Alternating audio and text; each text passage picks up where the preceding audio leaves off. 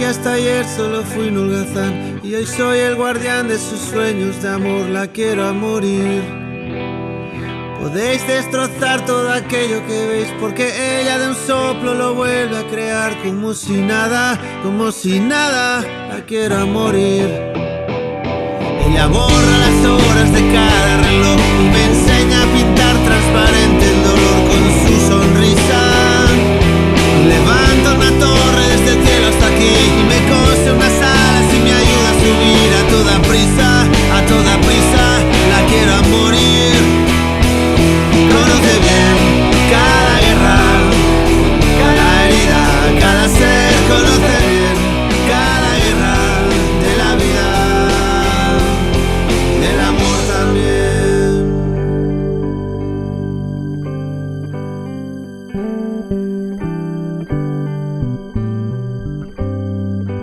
Me dibuja un paisaje y me lo hace vivir. En un bosque de lápiz se apodera de mí. La quiero a morir. Que no aprieta jamás, como un hilo de seda que no puedo soltar, no puedo soltar, no quiero soltar, la quiero a morir. Cuando trepo a sus ojos me enfrento al mar, los espejos de agua encerrada en cristal, la quiero a morir. Solo puedo sentarme, solo puedo charlar, solo puedo enredarme, solo puedo aceptar ser solo suyo, tan solo suyo, la quiero a morir. Conoce bien cada guerra, cada herida, cada ser. Conoce bien cada guerra de la vida, del amor también.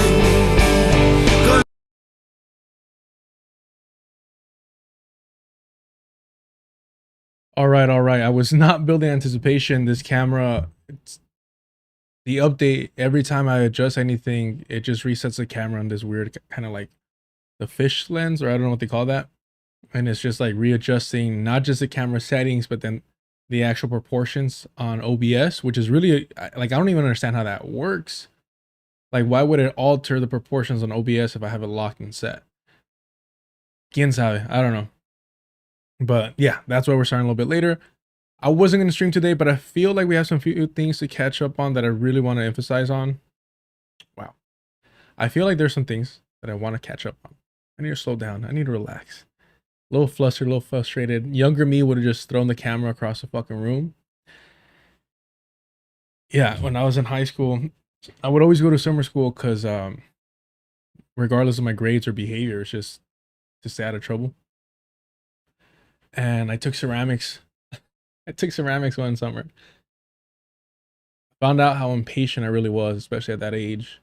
And I just, when I couldn't get things quite right, I would just like smash it and just throw it against the wall and walk out.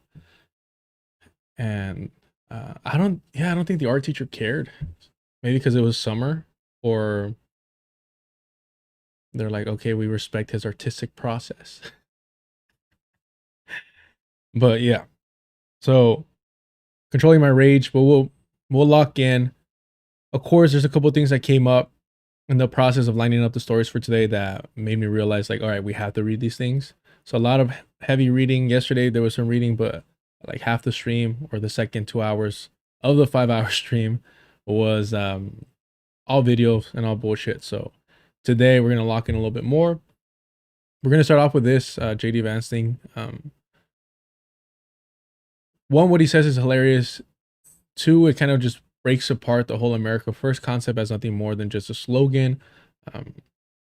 And three, the connections with Peter Thiel, especially after this revealing leak that just happened. I don't know if I'll cover that. I just want to wait to read more about it. And three, the idea that like somebody like Tucker Carlson can be a net positive in any regard to a pro-Palestinian anti-Zionist movement, which of course, you know, these edgelords are trying to promote or excuse. It's like, nah. Can we just... I get it, man. Liberals are obnoxious. We actually have an article today about that I'm really excited to check out. Combat Settler Liberalism. I mean, this is like my bread and butter over here by Red Clarion, who's you know, they've produced some stuff that we read here that's just fucking amazing. So I'm excited for that. So we'll check that out. We have a couple of Twitter tabs here open, which is unfortunate, but we'll get through them quickly. And they're more of a setup. But I appreciate y'all being here. Do me a favor. Knock at the door, hit that like button, subscribe if you haven't already, and all that good stuff. Support the channel any way you can. Get busy in the chat. Don't be scared, homies. Let's get to it. Let's get to it. A ver. So let's listen to this. This is hilarious, man. This is hilarious. To completion. Now, I saw the Axios report. You know, that Netanyahu is fuming. That's not reflective of the conversations that I've had with him, but maybe he's saying something to somebody else that he's not saying to me. What I will say, and this does bother me, is that you've seen people within Bibi's cabinet who have come out and attacked the deal, and in some ways very personally attacked the President of the United States. And I guess my message to them would be twofold. Number one, Donald J. Trump is the only head of state in the entire world who is sympathetic to the nation of Israel at this moment in time. And he happens to be the head of state of the world's superpower. If I was in the cabinet of the Israeli government, I might not be attacking the only powerful ally that I have anywhere left in the entire world. And the second message I would give to some of those cabinet members, Bibi, to his credit, has not gone down this path, but to some of these cabinet members in Israel who are attacking the President of the United States, the other thing that I would say is that over the last 3 months, 2/3 of the defensive weapons that have protected your homeland have been built by American hands and paid for by American tax dollars. The problem for Israel is not. This is supposed to be the face of America first, of isolationism, of this nativist approach. That's who JD Vance was supposed to represent. Remember his TED Talk, the whole hillbilly eulogy nonsense. He's supposed to be the guy that's America first, and here he is essentially bragging while simultaneously scolding the Zionist project. Hey, remember your place. We're here to support you, but don't forget who's in charge. But in doing so, even going so far as American tax dollars, how the hell is that America first? How is that America first? It isn't.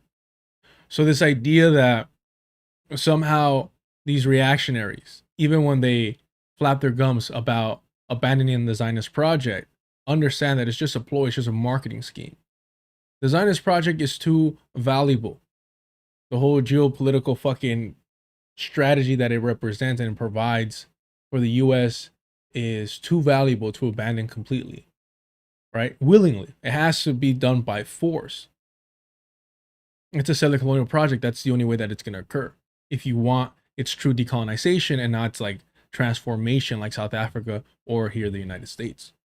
So again, be careful of individuals who are praising this, that actually believe that somehow the right will provide any avenue for a free Palestine or any form of liberation for anyone. It's just absolute nonsense. It's like, why are you, look, sometimes I'm sympathetic to like kind of quote unquote apolitical people. I feel like apolitical people are more socially reactionary than anything. But I'm sympathetic to the fact that people will believe the Democratic Party because that's the insidious nature of liberals. However, when somebody's, you know, in this and consistently following politics to whatever degree, for you to kind of lend credence to these reactionaries and anything they say, anything that they do, that you think it's a net positive in any regard is preposterous, because the game that they're playing is, especially in this regard, like somebody like Tucker interviewing, what's his name, the Zodiac killer, my Latino brethren, what's this fucker's, Ted Cruz. The problem there is, the whole point is to make Tucker look like he's actually like speaking truth to power and challenging the status quo, when that's the furthest thing as possible. Furthermore, even saying like, oh yeah, he, you know, did this amazing job, you're lending credence or legitimacy to the character that he's playing, right? Tucker's taking the long road that JD Vance was kind of fast-tracked on. Now the question is, will Tucker eventually run for president? Because I think he enjoys being like the character that he currently is. I think he has less stress, less responsibility, obviously less power, but he's able to manipulate the narrative, and he's able to be molding it alongside the CIA, his daddy, and all these fucking individuals. So even when it seems like he's aiding and providing pressure to Zionists and like kind of embarrassing them, understand that that is the purpose, that is the goal, to make him seem like that's exactly what he's doing, right? So if you don't go out of your way to highlight the fact like, oh, but by the way, this is kayfabe, and this, any kind of positive shit that comes out from that is only there to legitimize Tucker Carlson and what he represents, which is like Christian white nationalism and white supremacy and whatever the fuck the CIA wants to get done, that should always be, you know, a point of interest. Or it should always be something that is brought up and reminded to the audience, even if you want to make fun of Ted Cruz. Would say is that over the last 3 months, 2/3 of the defensive weapons that have protected your homeland have been built by American hands and paid for by American tax dollars. The problem for Israel is not Donald J. Trump. And anybody in Israel who thinks their biggest problem is the President of the United States needs to wake up and smell the reality of the situation that country is in. Thank you all. What have you learned about going to war against Iran? I'm sure some like Zog individuals are going to be like, oh, see, he's bending the knee to the Zionist project and saying, please be kind to us. That was a threat, homie. That was a threat. He essentially said, do not bite the hand that feeds. This is an administration. This is a regime that will ignore any public outcry in order to push their agenda. There are some administrations that will start to bend after a long enough time and say, all right, that's enough. You could argue that Trump, you know, securing this Iran deal is part of that, but that's all financial. That's not a response to his base's request. That's all financial. And Trump is Trump, whereas these individuals like JD Vance, they have a long-term plan. Trump is out here for himself. He wants to keep the people that he's made deals with happy for his own self-interest. JD Vance and these individuals like Stephen Miller, Tucker Carlson, they're in this for the long fucking run. This is the opposite of Zog, exactly. But no, let's mislead people. Oh, exactly. They had to send Vance to say that because Trump would have fucked it up. Yep, 100%. I mean, even with the ballistic missiles and the fact that like Trump's like, you don't have to like destroy every building when you're after one person. Trump is just like, you're doing too much. Like, let's just tone it down in the sense of like, you're being too loud. You're being too loud. Somebody said, I thought you weren't going to stream today. Yeah, I did too. But I woke up and I'm like, I can't help it. I cannot help it. Like, I feel like there's things that I need to catch up on. And in a lot of ways too, like this is distracting and comforting for me.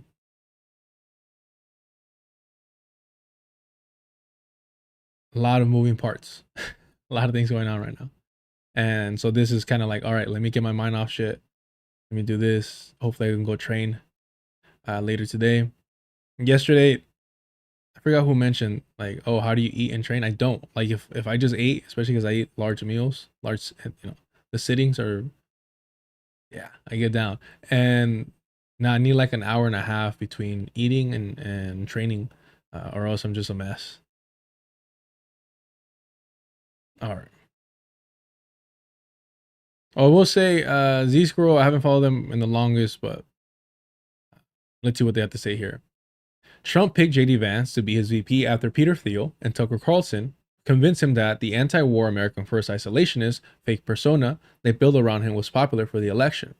Now another election is looming, so they're trotting the bullshit facade out again.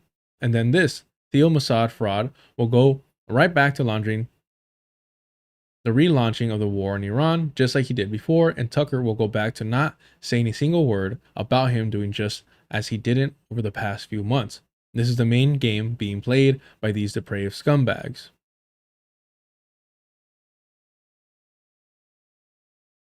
Democrats are such craven, idiot Zionist slaves. Yeah, this is part of the reason why I stopped like following Z Scroll is just one, the love for like how are you gonna talk about Mossad like this? Right? That you also have this like uncompromising love for Noam Chomsky, who was like legit counseling Jeffrey Epstein on how to get away with it. It just doesn't make sense to me. But this shit fries people's brains. Not only that, I do think it's a persona. Like obviously they're making money off of this.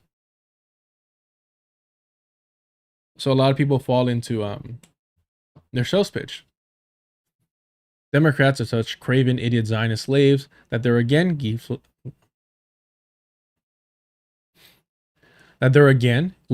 adopting the pro-war stance by hysterically screaming about MOU, which isn't worth the paper it's written on, just as Kamala did,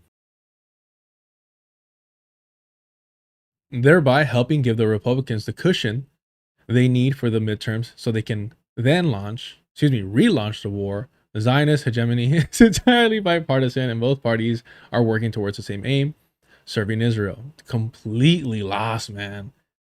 Completely lost. Protecting an investment.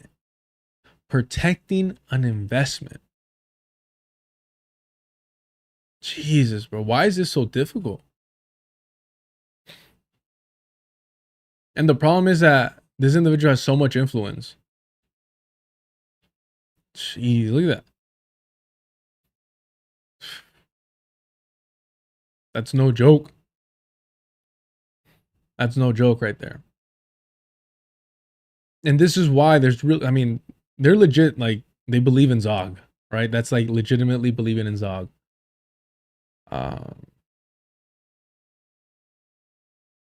Which is honestly like just how I can't stand it. I mean, it's honestly personally it makes me upset, not because I don't care about white on white shit.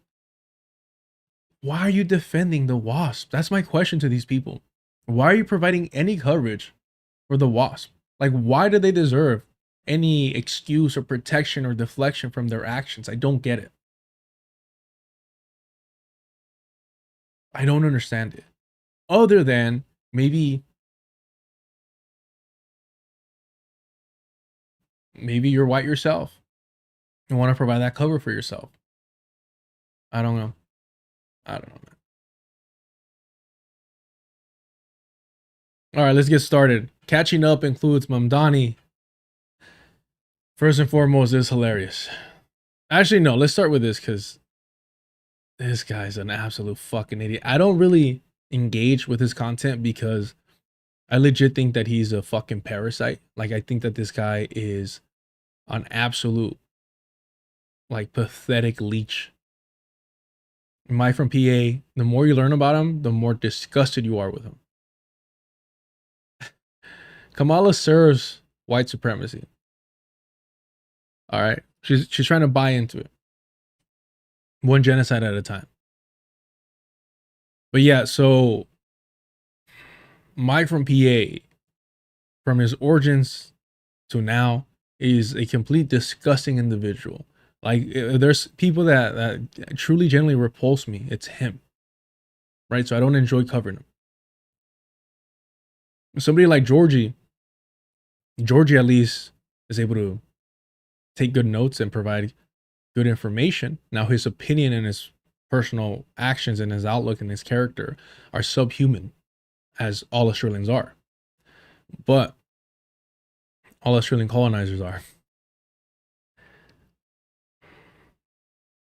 But there's something unique and special about Mike from PA.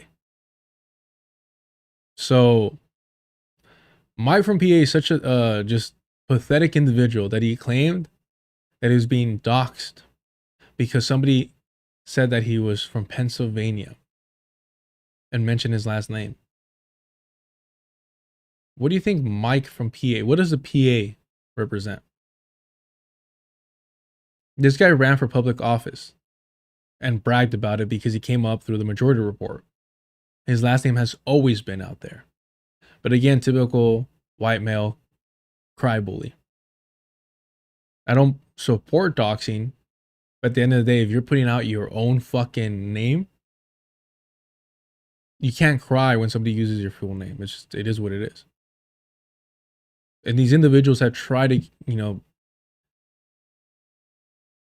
present themselves as trying to be anonymous because of their pseudonyms, like Mike from PA, which is ridiculous, right? Or Bad Empanada. But even before they started streaming, they were trying to get famous. They were trying to get attention. They were trying to gain some notoriety by hold on. I can't even say it right now. What the fuck?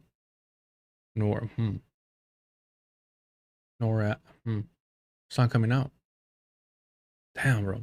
Se me traba la lengua un chingo. It is what it is. We're getting started too. I haven't even started reading yet, and here's where we're at. So, they all wanted attention, they all wanted fame, they all want power, they all want influence, they want that clout. Same thing with Georgie. Claims that by saying his full name, you're doxing him when he was publishing. No, thank you, but I don't know how to notoriety. That's what I was struggling with, the T and the thank you, notoriety. There you go. Thank you so much. Y'all are so patient with me, so understanding, and so helpful. And like, it's really, really, thank you. I like that one. Notoriety. There you go. Notoriety. You guys are awesome. Y'all are awesome. Thank you so much. When people say like, oh, why don't I act like I'm all that or not? Because what the fuck, how would I get away with it? How would I get away with being all knowing? How would I get away with being a full-on fucking narcissist like these individuals? I just can't. I have limitations. I have limitations. Thank you. Thank you.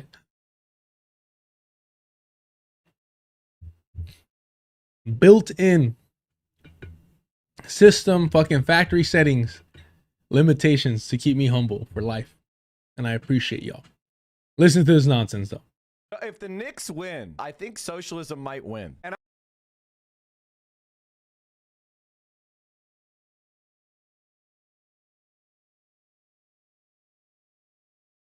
if the Knicks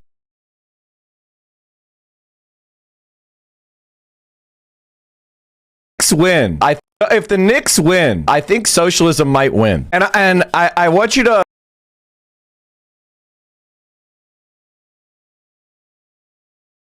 All right, my apologies. Let's go.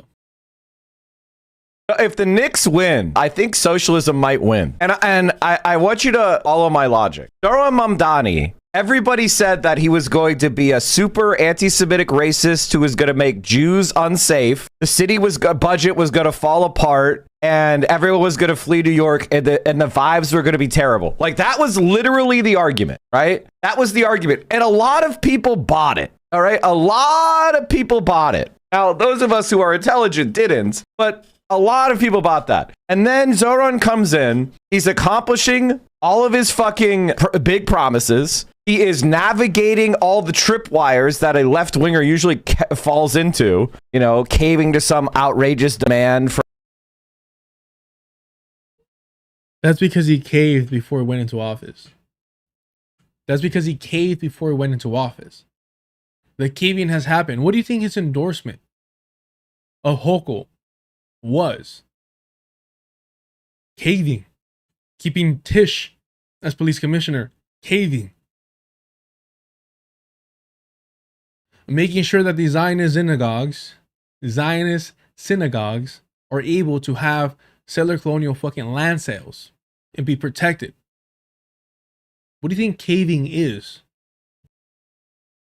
From some sort of staff union, or Segs getting a fucking blue flu that stops, like, causes disorder in some area, or being incompetent and not knowing how to run anything, like the stuff that can happen to left-wing politicians who get into power. He has managed to just step around the tripwires and successfully manage, which is a huge issue for an under-seasoned, non-executive experienced politician. He's been outstanding as an executive. And then now the Knicks are on the verge of winning, and he's been there every step of the fucking way. This is why you need to understand why the cult of personality around left-wing leaders happens. Because when a left-wing leader actually wins and starts keeping the promises, they become adored. And we cannot stop that from happening. Like, because people are actually start going, oh my God, this person's actually a good person. And everybody starts like loving that guy. So you can't stop it from happening, because good things are happening to people and they blame your guy for it, or they... Look, I have these comic books behind me, right? Because I don't want to be pretentious and have the books that are not visible to y'all behind me like I've read every single page of every single book that I own. I haven't. I have a problem, and I bought a lot of books and I haven't gone through all of them. I've used a lot of them to look up certain specific things, but cover to cover, most of them I have not read, unfortunately. Something that I hope to achieve before I'm out of here, right? But nonetheless, it's a proactive choice not to have that behind me, because I'm not trying to present myself as something that I'm not. I have the comic books behind me because it's entertainment that I enjoy. It really is. But I don't believe in them, right? I don't go out of my way to try and deconstruct them in any significant way, because I understand it's just brainless entertainment. Now, do I try to be a little bit of a snob sometimes and be like, well, the big two has some classics, but we really needed some indie comics, this and that. Sure, don't get me wrong. It's art, and I think that independent, indie, even underground art should be bragged about and pushed forward whenever possible. But I don't mind some slop either. It just is what it is. I can like an amazing movie like Drive My Car, which fucking blew me away. It was one of the few movies where I just abandoned all hope of understanding or trying to predict, I should say, where it's going to end up. And for a movie to be able to calm my brain down, shut it down, say like, hey, not shut it down, but like shut down that consistent need to look for the conclusion and the twists and turns, and to just be like, just enjoy the fucking ride is an achievement that I value, because it's hard to turn this shit off, right? Mind you, I'm not saying that when it's on, it's all intellectual fucking gems. It's usually nonsense, but it's nonsense that distracts me from what I'm trying to focus on. And I go from that to rewatching Mad Max and the Batman fucking 10 times a year.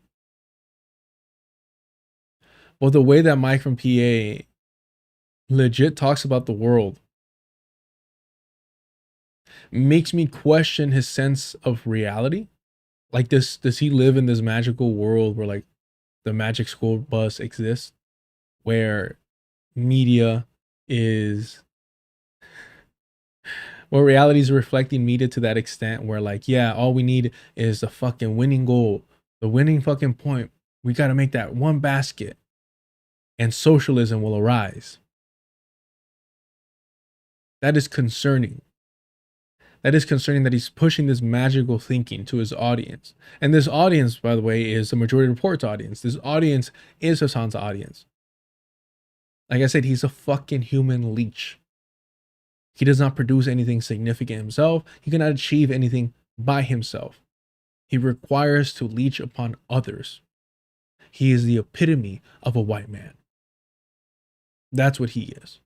He cannot make it on his own. He does not know how to feed himself. He would not survive on his own. He would be irrelevant. He'd be nothing on his own. He needed his mother to be, as a politician, to provide him the fucking help that he needed.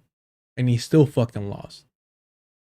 He has made fame and a good amount of fortune by being a fucking loser.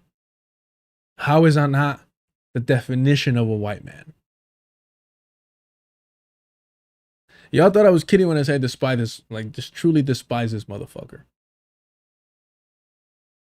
Because at least everyone else has something to offer.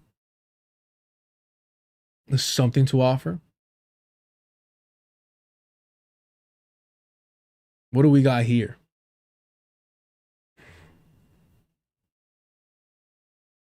Actually a good person, and everybody starts like loving that guy. So you can't stop it from happening because good things are happening to people and they blame your guy for it or they attribute it to your guy. It makes your entire movement more popular. It's unavoidable. Sorry. Oh my God. God wanted the Knicks to win. God wanted the Knicks to win. And as I was saying before, like this is the moment. This is the moment where you know that the vibes have shifted. This is the moment that socialism won. Like back in history, we're going to look back at the moment where socialism won, and it'll be this moment. This. And some of his supporters might be like, oh, he's just kidding. He's just playing. He's joking around. This guy genuinely believes this. He believes that the Knicks, that a sports ball game will somehow influence people into socialism. Mind you, the person that he claims is a socialist is Zoran Mamdani, who isn't a fucking socialist. He's a democratic socialist. And what have I been saying? Stop believing these fucking people and their labels. They're liberals. They're liberals. They're within the Democratic Party. You're a fucking liberal. I don't care if you call yourself a progressive. I don't care if you call yourself democratic socialist or a populist. You're in the Democratic Party. You're a fucking liberal. And you should be treated as such, and you are the fucking enemy. Absolutely, you are the enemy of the working class, of the colonized proletariat. And you should be treated as such.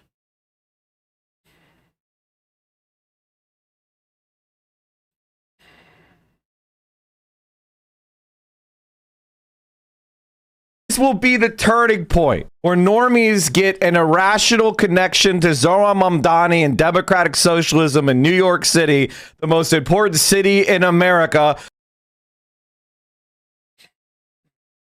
If you call New York City the most important city in America, and you're white, I don't know. I view that as like a Zionist dog whistle. I think, honestly, like I'm at the point where I'm like, that has to be some form of like Jewish exceptionalism. If you're white and you're saying that. Especially if you're not from the fucking city yourself. Like, what are you going off of? Like, okay. Who is that creepy ass fucking director that, he was Jewish and he married his adopted daughter. Fuck, man. I didn't watch any of his fucking movies, thankfully. Is it Woody Allen? Yeah, Woody Allen. Okay, thank you. Thankfully, look. I just never engaged with this stuff. It was just too fucking white. It was just too white. Hell, I did not watch Something About Mary until this year because Homeboy died, right? And I was like, well, you know, everybody's is always hyping up this movie. I'm not a huge fan of Billy Crystal, but I forget what character he does a voice for. I know he does Ants. No, I forget what character Billy Crystal voices that I actually enjoyed. So I'm like, all right, yeah, let's. Oh, Mike. He voices Mike from Monsters Inc. So I'm like, all right, let's give it a shot. The movie was a lot more entertaining than I expected. I think very rushed, very weak in that aspect of it. Yeah, I think rushing the storyline really made it fucking boring. But anywho. Better than I expected. But there's certain, like, you know, directors and movies that are just too fucking white for me. And Woody Allen is one of those. But I feel that a lot of these white people, like Mike from PA, their conception of what New York is through Woody Allen movies and media.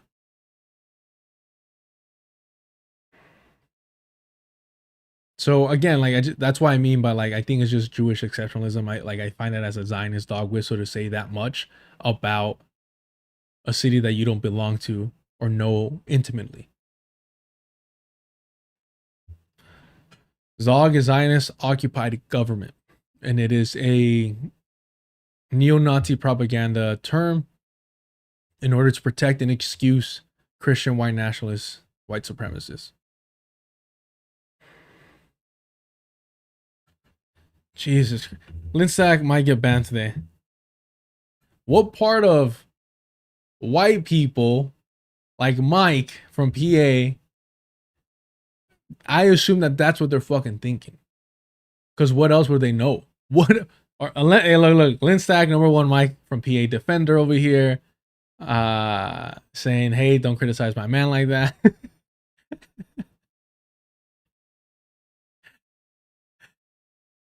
One is trying to get into the mind of a liberal from Pennsylvania.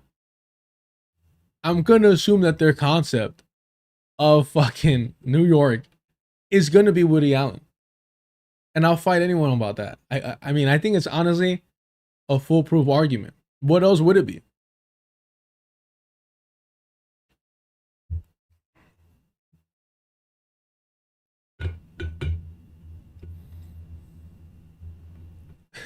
Yo. Chat, are we shipping Linstack and Mike from PA? I'm so sorry. I'm so sorry, Linstack. I'm sorry. Yeah. Linstack, though, if you disappear from the chat from now on, then we have to only safely assume that we found the secret relationship and exposed it, and thus you're confirming. All right. Yeah. But yeah. Yeah, this guy's just so fucking pathetic.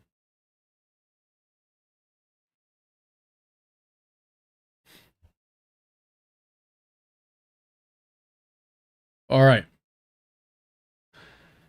Watch Watch NYPD Commissioner Jessica Tisch drop the numbers, and Mayor Zohar Mamdani standing right next to her, stone-faced and emotionless. This is the same mayor who still refuses to repudiate globalized intifada. Jewish New Yorkers are being hunted. Jewish New Yorkers are being hunted in their own... Jewish New Yorkers are being hunted down in their own city while leadership looks the other way. Enough is enough. Share this clip, tag your reps, demand real protection now. Jewish lives matter.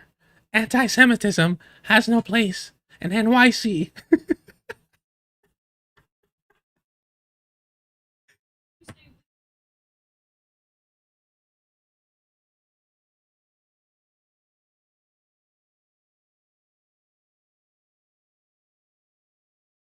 God damn it, is it not playing?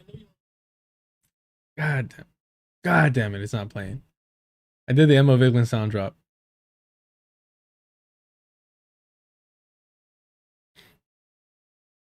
Do I risk shutting down the stream? I don't know. Can I do that one more time? Can I do that one more time from the top? I didn't know exactly how far they were gonna go, but I'll do it the whole way.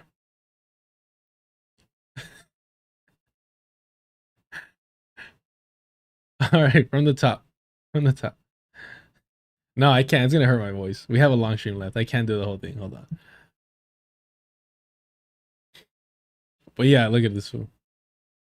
It's funny how just you completely see the differences here. The interpretations. Confirmed hate crimes increased nearly 12% this quarter citywide. We continue to see that the vast majority of our hate crimes are anti-Semitic in nature. In fact, in the first quarter of 2026, more than half of all confirmed hate crimes, or 55%, were anti-Semitic, despite Jews only making up approximately 10% of the population of New York City. But if you were to highlight the fact that a so-called minority or a white minority like Jews are making a disproportionate, you know, let's just move on. All right, he looks so much happier here. It's his turn to speak. Let's hear him out.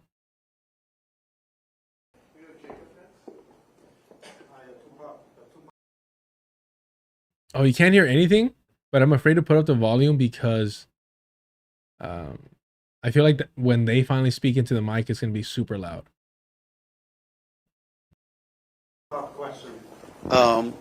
Okay. Thank you. While you won't be attending, given your personal views, is the administration sending a representative on behalf of the administration to the parade? And on the security measures, okay, that's an answer. And second, I asked Mamdani that while he won't be attending, given his personal views, is the administration sending a representative on behalf of the administration to the parade? Police Commissioner Jessica Tisch steps in and points to herself. Mamdani nods in agreement. This is how comfortable Zionists feel with Mamdani. You can't tell me they're not oh my God. I'll never understand how other whites say that Jews are not white. I'll never understand it. Like, what the how is that not like the widest fucking thing? Like, just how is that not the widest action you could take when some, like, literally, like, who's got two thumbs? This guy. Like, it's that, like, and like, look at, I mean, god damn, how is this not just Mitch McConnell's daughter?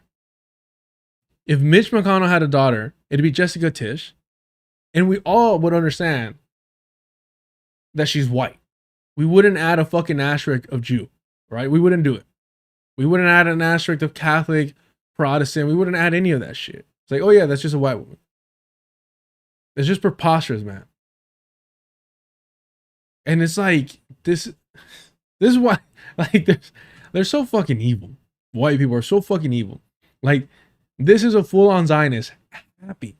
The bloodthirsty fucking genocide apologist, supporter, and defender. And it's like, well, who's gonna go to the parade? And she's like, oh, I am. I'm gonna go to the parade. Like, Tishy the turtle. No, that makes her sound sweet. Yeah. Now they birth these. I seen Lord of the Rings. I know how they birth these people, man.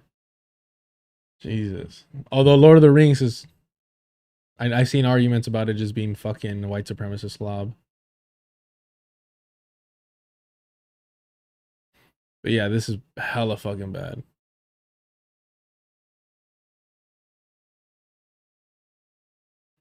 Look at the face of desperation. Hold on. to the parade, and on the security measures. That's fucking funny, bro. Oh, how is that not a white? How is that not just your regular fucking white woman? Like, imagine you're working like at a Mexican restaurant, and you're coming up, and it was like, oh, who asked for the margarita? Who asked for the margarita? Right? A representative on behalf of the administration to the parade, and on the security measures. It works every time. Hold on, let me take out the. Let me take out the volume. I think that's why you guys aren't really feeling what I'm saying here. I want to get it just right. At 17? All right, at 17. No, we'll do... Yeah, we'll do 16. Karen did. Yeah, yeah. Hold on, I got one. It's like you roll up to the clinic and you're like, I'm sorry, we have a measles outbreak. Who didn't vaccinate their children?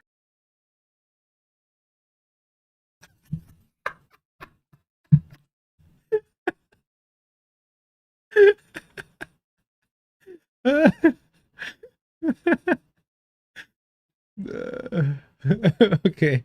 All right. I'm taking requests today. I'm taking requests. Hold on. Hold on. All right. All right. All right. Who's got one? Who's got one? All right. All right. Looks like there's a lice infestation in the kindergarten classes, and we're just wondering, is everyone washing their hair daily? Like, are you washing your kids' hair daily? Because this is getting out of hand. Sorry. Who isn't showering their kids daily?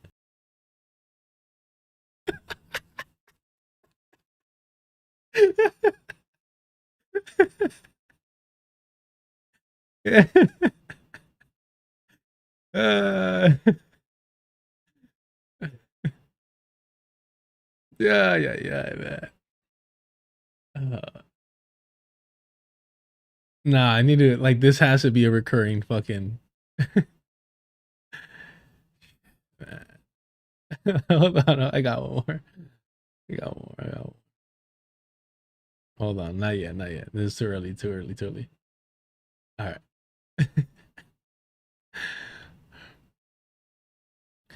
I'm sorry. We just had some kids playing at the park, and for whatever reason, the cops came. Did anyone call the police here?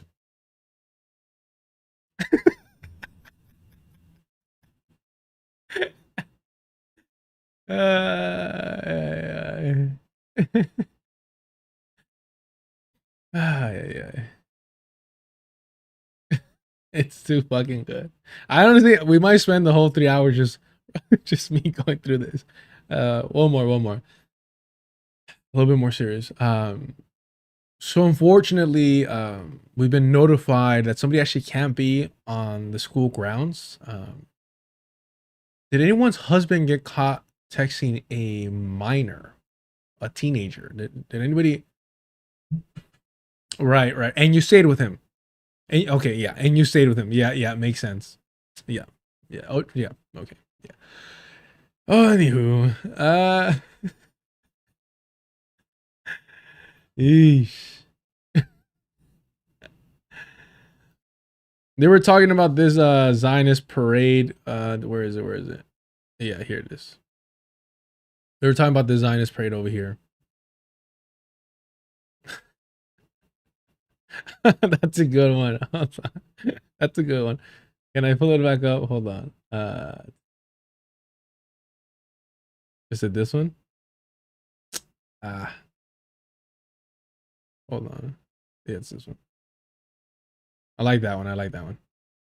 Is that a representative parade? I like this one. Hold on.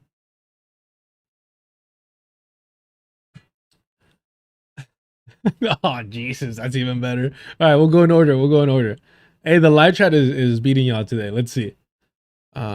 Yes, no, excuse me. We're just weird request, but we're gonna abide by it. Who ordered the curry with no spice?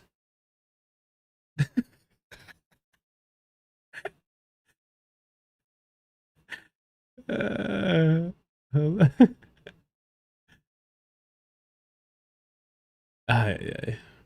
got one more.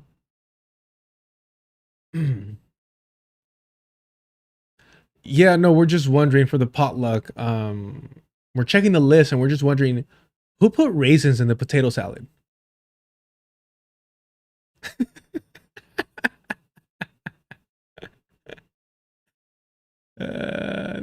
Yeah, that's absolutely a thing. Hold on. That fucking smirk is satanic, bro. All right. Yeah, no, we're just wondering because we dipped our toes into the pool and that's all we did, and the pH balance is all off now. So we're wondering who doesn't wash their legs when they shower. Right. Okay, yeah. Okay, makes sense. Makes sense. All right. We're done with that. But make no mistake, these people are fucking disgusting and evil. So yes, here we have New York City Mayor Zohran Mamdani with New York Governor Kathy Hochul spotted in attendance rooting for Morocco.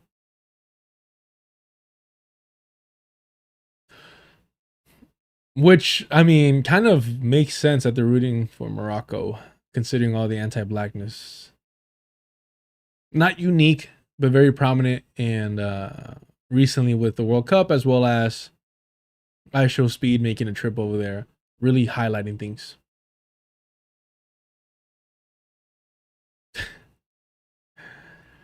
Zohran, the mayor who believes Israel has a right to exist, enjoined genocidal FIFA alongside proud Zionist and Palestinian killer Kathy Hochul. You're welcome headline fixed. Be careful here.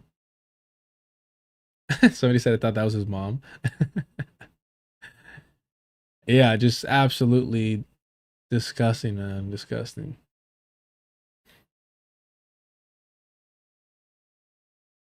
And this is, you know, the photo that we looked at yesterday. We watched this video for a bit. Yeah, when I say Pan-African, I more or less mean sub-Saharan for reasons. Please share with the class. I do not know, like, just be a little bit more specific. I'm out of the loop here.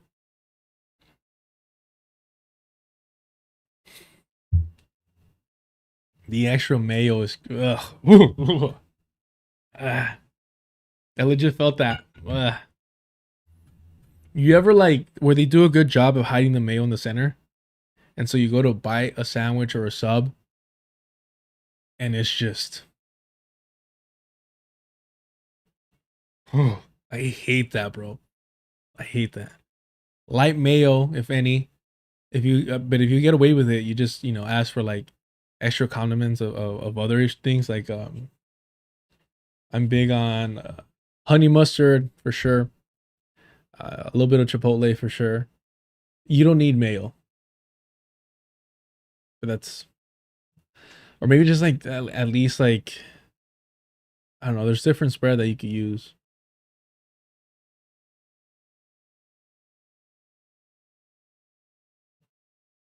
Am I the only one that gets an ick when I hear sub-Saharan? I don't know the is there like, I mean, I'm assuming there has to be a colonial reason for that, but I'm not aware of it. Red Sea, I appreciate that. I appreciate that. I can't eat eggs, so zero mayo for me. Man. An egg, an over easy egg on some chilaquiles rojos. 2 of them. And then you just break the yolk, or you break the egg and let that yolk just spill all over the chilaquiles. Con queso fresco, cremita, a nice spicy jalapeno on the side with some frijoles. I will say, I'm not like too crazy about the whole split between like pintos y frijoles negros. Like, I'm just like, whatever, bro. I don't give a fuck. A bean is a bean, and I'm gonna have it.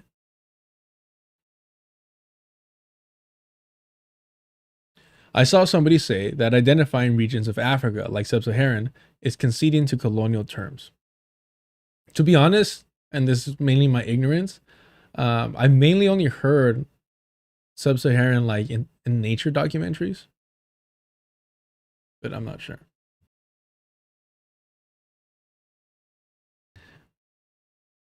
Stop. Roots and bark. Is that a fucking Tony Hinchcliffe joke reference?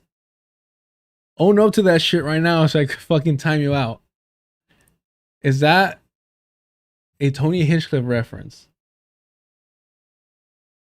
No runny eggs. I don't, dude. I'm sorry. Scrambled eggs are for children. I'll say that. And look, good for them. Good for them. It makes easy handling. Put a little ketchup on there, whatever.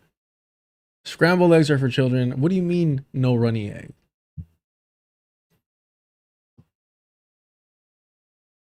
Ah, I didn't know that. Beans and rice. That's all you need in life. All beans are good. So brave of you, Pancho. Because that's the normative term we've been using since colonization. Yeah. Yeah, it is, but it's absurd. All right, I'll let it slide this time. All right, Roots, but I'm looking at you. All right. We can't have Tony Hinchcliffe fans in the chat. I mean, come on. But yeah, that was a ridiculous fucking joke. If you could even call it a joke. I mean, for those of you that don't know, Tony Hinchcliffe had a joke that said that black men don't like to eat eggs, but that they love chicken. And the punchline is that even in their food, they don't like to be around kids. Or something along that. I will give you that, Army. Scrambled eggs with ketchup is good every now and then, but it's good in the sense of like you're reminiscing about your childhood and you're like, all right, everything's gonna be okay. You're trying to avoid a mental breakdown. You get yourself a little scrambled eggs with some ketchup, get soup, and you're fucking good. You're like, all right, I will survive. We'll move forward.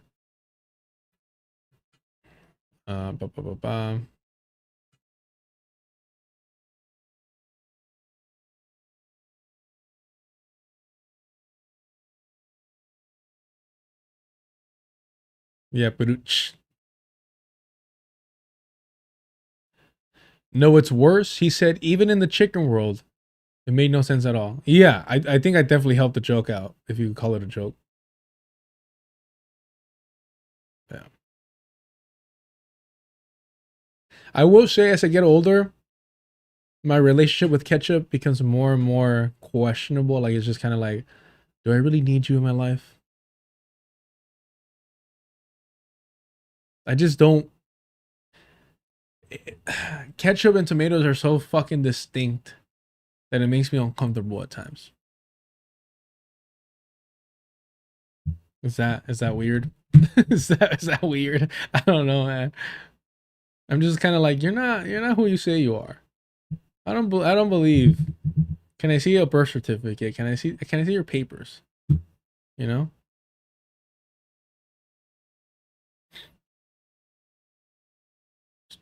Actually, I do need this answered though.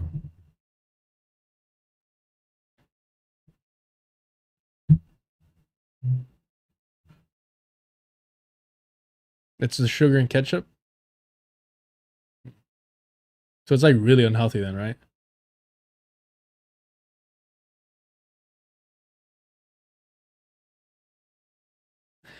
Yeah, so hot dogs, I don't really fuck with hot dogs unless it's after a fucking concert. It's like fucking midnight and, you know, las señoras are out there with a bacon wrapped hot dog with a bunch of fucking onion, ketchup, a little bit of mustard, a little bit of mayo, some jalapeno slices. Oh, some jalapeno slices. Sorry. Sorry, that sounded gross. I apologize. Cut that, edit it. I'm sorry. Se me hizo agua la boca. Yeah. Like when you're fucking exhausted from being in the pit, you're all fucking sweaty and gross, and like you've been drinking, so a little dehydrated too. Yo, the hot dog ladies, las señoras afuera, like you're paying $20 a fucking hot dog. You don't give a fuck. You know, you're starving. That's for survival at that point. Although I will say this one time, there was only one like male like hot dog vendor, and I felt bad that nobody was going out to them. And I was like, fuck it, like, you know, let's end misandry. Let's end it here and now. And so I went up to him, and he's all happy and shit. And he makes me a hot dog. I grab the hot dog, I bite into it, cold, cold. And I just looked at him like, what the fuck? And I was like, Safria. Like, almost like shocked. I'm like, well, why would you do this to me? Why would you betray me this way? And I'm like, nah, Safria. Like, and I got my money back. And I literally went right next, like, took 2 steps to my left and got a fucking warm hot dog. And I was like, dog, like, how are you going to do that, bro? Like, that is so... Yeah, that was rough. It was bad enough that I remembered. It was bad enough that I remembered, like, just the betrayal and trust, you know? Ay.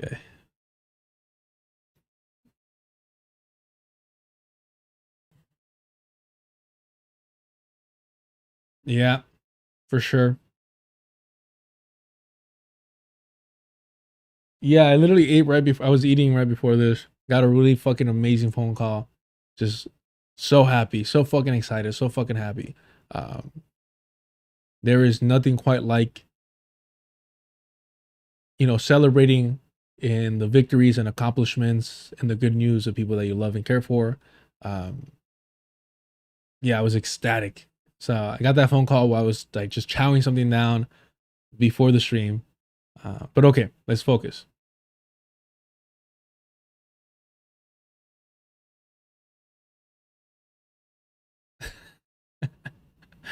All right. I do not know how we got started there. My apologies. So yesterday we saw this, and maybe I'll just slice these yesterday's portion of that video with this. So do me a favor, y'all. If you're sick and tired of Mamdani, Pompadours, and liberal Zionist Jews trying to play it off as if they're pro-Palestinians, go ahead and hit the like, subscribe if you haven't already, hit the notification bell if you want to know when I go live. All right.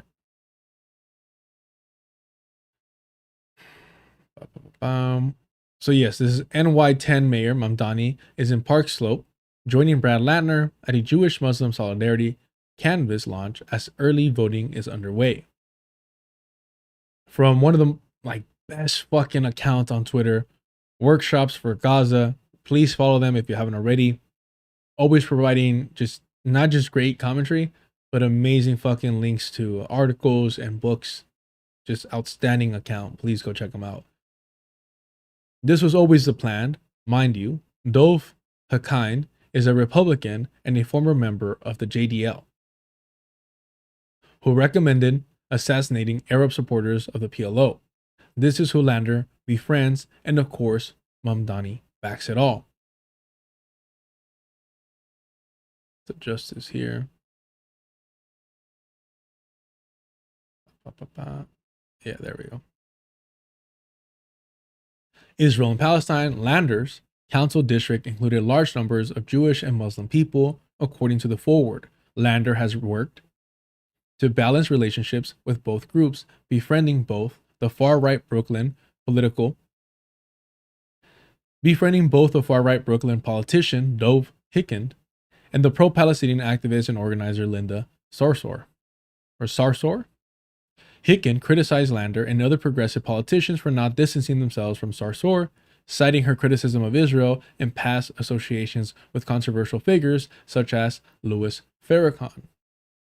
Oh man, that's the drop that I need. I'm sorry. That's the drop that I need. Keith. Is it Keith? I might be misremembering. My apologies. If look, I try not to be too demanding, y'all. Because who the fuck am I? If somebody could get me that drop of Vosh saying Luis Farrakhan, I will be so fucking grateful.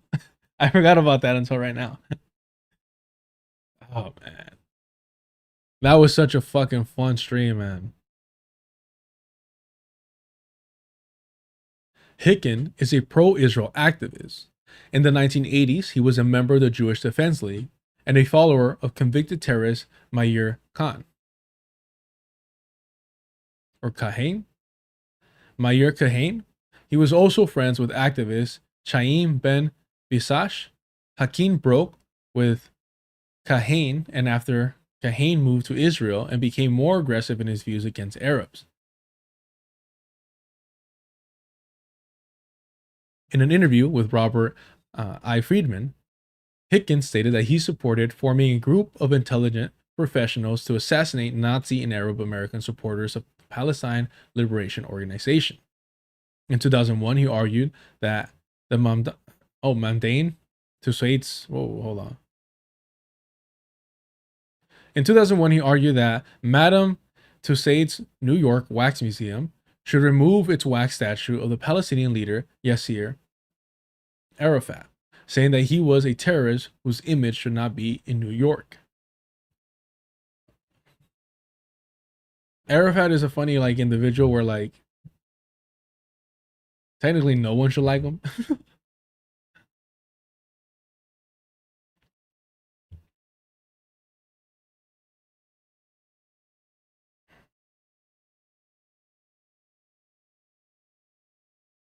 Yeah, the greening cycles is the reason why I know about that.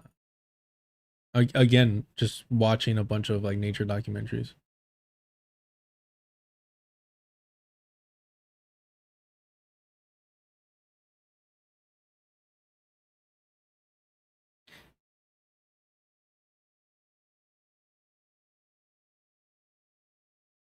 So of course, Mamdani is supporting Lander, just absolutely fucking disgusting.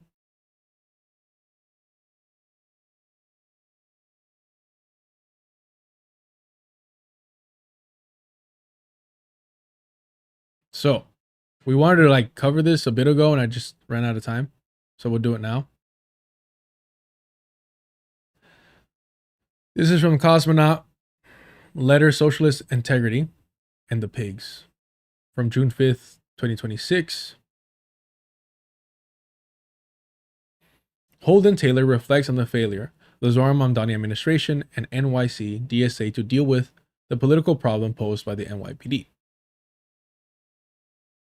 Here lies the heart of the authoritarian dimensions of neoliberal politics. The structure of the state may vary, the political personnel and its behavior too. What is essential is that those in government be sufficiently strong to impose the constitutionalization of private rights and thus restrict the field of what can be deliberated upon. And this is from Perry Dorte or Dardot. Mayor Zohar Mamdani on Tuesday defended his plan to hire 580 additional officers and boost the overall NYPD headcount during his first appearance on WNYC's Ask the Mayor on the Brian Layer show. Jesus. Mamdani said that once he came into office, he was told that the Bronx needed 2 patrol boroughs because of its size, and the rookie officers needed more on-the-job training. The decision to grow the police force was an unexpected reversal of the campaign promise. Mamdani, a Democratic Socialist, said while running for mayor that he wanted to keep the headcount of officers flat at roughly 35,000. What did I tell you? While you have Mike from PA saying that Mamdani has not capitulated, well, that's because he already was capitulating during his campaign administration. During his campaign to get into office, and now, of course, his administration is completely capitulating even on its mediocre promises of maintaining the NY police.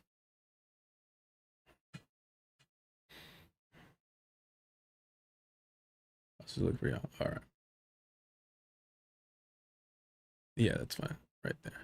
Mayor Mamdani is in a bind, stuck between his idealistic ideology and the forced pragmatism of municipal office. A Democratic Socialist with an NYPD is racist heart and a cease the means of production soul. This is fucking funny already. I love this. Forced to make nice with cops and billionaires alike. These are just the facts of life. These are the breaks. He is swallowing a tough pill for us, so we, the movement, can move on, can do big things. Or maybe rather, he is our Machiavellian mayor, biding his time to make his move, the right move. He just needs more goodwill. If the rent freezes, maybe then he and we can talk about the cops. Once we get the rent frozen and the buses running quickly, and after the World Cup, maybe then the working class will trust us enough to take on the police. Who is us? When he tells the New York Times that he is in control of the NYPD, that they are accountable to him, that was a wink and a nod, something to hold on to for later. Pick your battles. Or otherwise, maybe Zoran is a Zionist sellout, and perhaps always has been. Maybe he was created in the same lab as Obama, each a vampire on the left's naive neck. Maybe electoralism is a flop, and he and Tish are clinking glasses at Gracie Mansion, laughing at us, true believers. I'm loving this. And it's exactly what they're doing, by the way. The same way that the Obamas and the Trumps are all good, the same way that Hillary, Clinton, and Trump, Obama, and all of them, all these motherfuckers, right?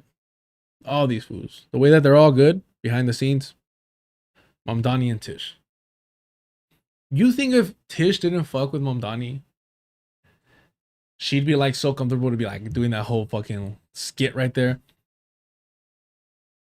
If she didn't fuck with him, she'd just be like, oh, I am, and that's it. And all fucking said you. Even more, why should Zoran say what everyone else knows? Excuse me, I skipped a paragraph. Or maybe he's rightfully scared of being cooed by the unaccountable, ungovernable state unto itself NYPD. Maybe he doesn't want to get de Blasio, or worse, Dinkins. The cops are too powerful to take on, and if we, or God forbid he, said this out loud, it would only show our weakness. But to whom? Saying that we have no power to affect, much less transform, much less abolish the police is pointless. It gets us nothing. Again, who is us?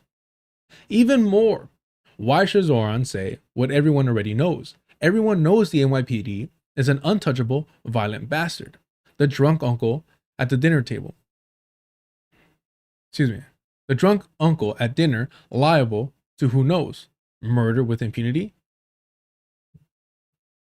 Run drug rackets, occupy poor neighborhoods, bend the city to its will. Everyone knows this, so why even mention it? But also, maybe the cops aren't so bad. The cops are sort of working class. There's more black and brown people in the NYPD than there is in the NYCDSA.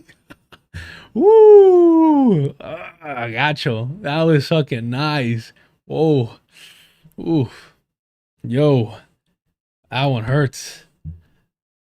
So, let's be mindful. Working class people actually kind of like the cops, and we have to follow their lead, right? Working class people actually need the cops, you know? The cops, like Zoran says, play an indelible role in our city's last hit work of care and safety. Imagine the subways without them. Maybe all of the 2020 jazz was just that, 2020 jazz. Abolition was a misstep. It's what happens when you let the rowdy actionists, the outside agitators, the oppressed and dispossessed, define the political discourse. It was a godsend to both the liberal NGO establishment and the fascists. It played right into both of their hands. It wasn't strategic at all. It was all self-marginalizing. We need to be adults. We are dead sick of merely critiquing power. Time to take some. But not over the cops, because they are okay and also ungovernable and far out of our measly reach. I'm loving this. How are y'all feeling about this? Oh, you guys are still having a catch-up discourse. Never mind. I'll check back in 10.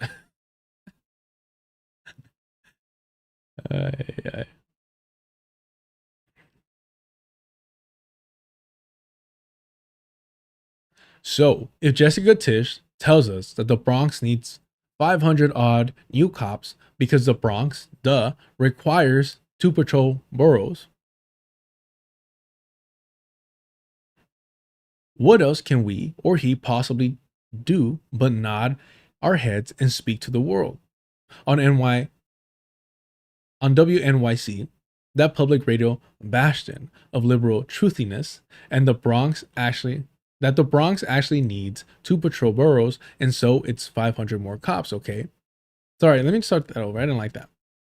So Jessica Tisch tells us that the Bronx needs 500 odd new cops because the Bronx, requires 2 patrol boroughs. What else can we or he possibly do but nod our heads and speak to the world? On WNYC, that public radio bastion of liberal truthiness, that the Bronx actually needs 2 patrol boroughs. And so it's just 500 more cops, okay? This isn't political. It's just the way that it is. Rookie cops need training. If they didn't have training, they might, do something bad, hurt someone. And Tish, she's, this is hard to say. Even jokingly, this is tough.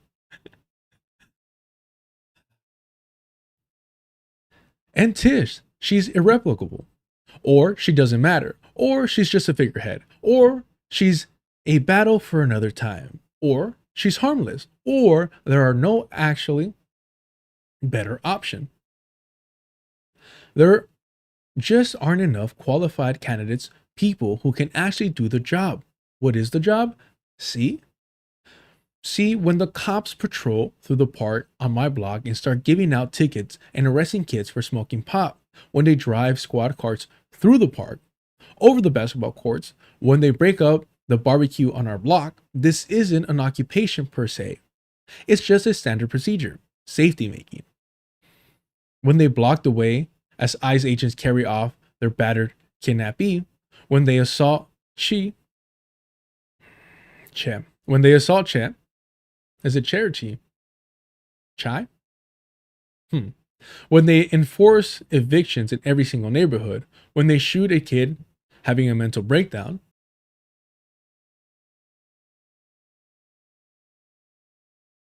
when they beat the shit out of a guy at a liquor store, when they build another jail, when they go on strike and so as to protect their right to torture,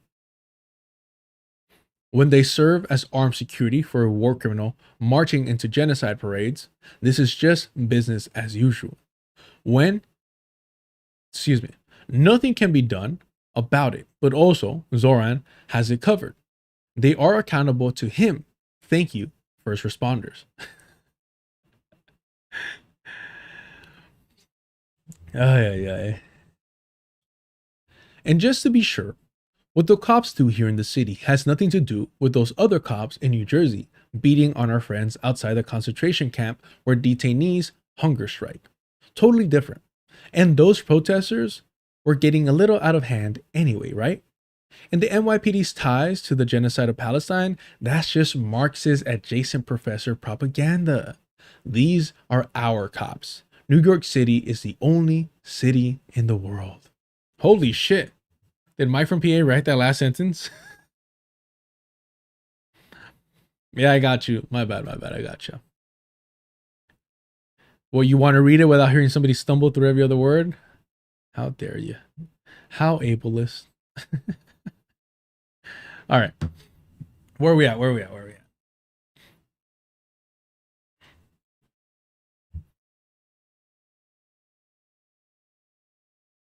I'm from the government and I'm here to help. No longer the most terrifying 9 words in the English language. Zoran and the NYC DSA's dual refusal to clarify the relationship between his person and the cop constitutes a failure on the part of both parties. If there is one thing that ought to separate a socialist politician and a socialist party from our bourgeoisie and reactionary counterparts, it is a deep fealty to the truth. It is not our responsibility as socialists to make the world nicer or more comfortable for the working class. It is not our responsibility as socialists to make the world nicer or more comfortable for the working class. Our goal is not for the heterogeneous, fractured, contradictory-laden working class of which we are a part to like us more. It is instead our responsibility to arm the working class with the clarity of vision and purpose such that we can abolish the present state of things, police included. This means above all else, honesty. Jesus, bro. I'm gonna have to reread that one. That was nice, man. That was real nice. This right here is real nice. I mean, this is speaking to so many fucking liberals and edgy boys online. It is not our responsibility as socialists to make the world nicer or more comfortable for the working class. Our goal is not for the heterogeneous, fractured, contradictory, laden working class of which we are part to like us more. It is instead our responsibility to arm the working class with the clarity of vision and purpose, such that we can abolish the present state of things, police included. This means above all else, honesty. I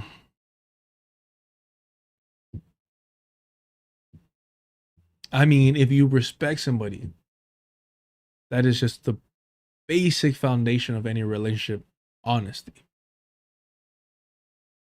Our politicians, excuse me, let me move this up. Each. Our politicians ought not to be like other politicians, not only because we have the right answers or the correct analysis, not just because we are free from the clutches of the moneyed puppeteers, but because we are truthful. We do not say one thing on the microphone and another behind closed doors. We do our politics out in the open, among the people, as the people. What shines most about Zoran is precisely his candor, his conversations with people on the street, his openness. No, I would have definitely remembered reading this before. This shit's too funny. What I will say is, and this just got published in last month, June 5th. No, this month. Yeah, there's no way we read this. I wanted to read this. I referenced it before, but we didn't get to it. Candor. I said candor, huh? Candor. I will say in this paragraph here, our politicians ought not be like other politicians, not only because we have the right answers or the correct analysis, not just because we are free from the clutches of money puppeteers, but because we are truthful. We do not say one thing on the microphone and another behind closed doors. We do our politics out in the open, among the people, as the people. What shines most about Zoran is precisely that candor, his conversations with people on the street, his openness. And the thing is, that's what makes him so fucking dangerous. That he seems like a fucking human being, that he seems like an actual person with a soul, with dignity, with self-respect. He's not that. Alejandro Ocasio-Cortez has presented that same fucking character. But these aren't real human beings. These aren't real fucking people. And you shouldn't trust them.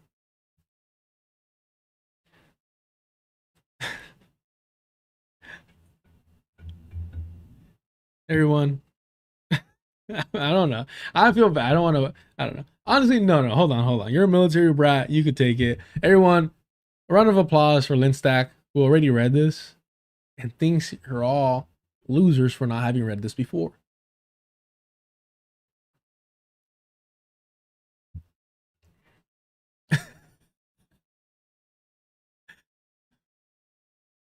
All right. But if our politicians succumb to the immense pressures of elected office, of managing the capitalist state and negotiating with the vultures and lackeys, of constantly staring down the barrel of tax-funded terrorist organizations, if they feel this pressure and flinch, that is on us. That is the party's responsibility. That is an organizational dilemma. By not clarifying the relationship between our elected mayor and the NYPD, we have deliberately by not clarifying the relationship between our elected mayor and the NYPD, we have debilitated our capacity as an organization. It means that we cannot respond coherently to any emergent crisis caused by this recalcitrant. See, I've heard this word before. Recalcitrant. Yeah. Having an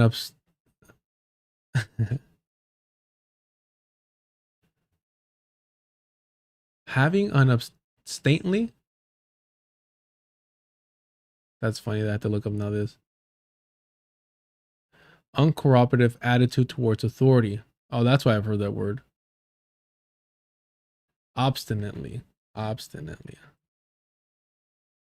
I misspelled it. Hold on.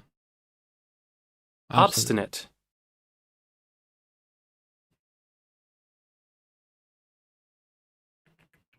I don't know. There we go. Obstinately. Obstinately. Obstinately. Obstinately.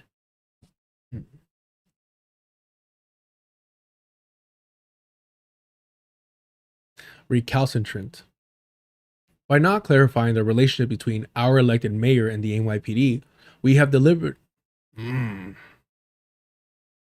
By not clarifying the relationship between our elected mayor and the NYPD, we have debilitated our capacity as an organization. It means that we cannot respond coherently to any emergent crisis caused by this recalcitrant institution.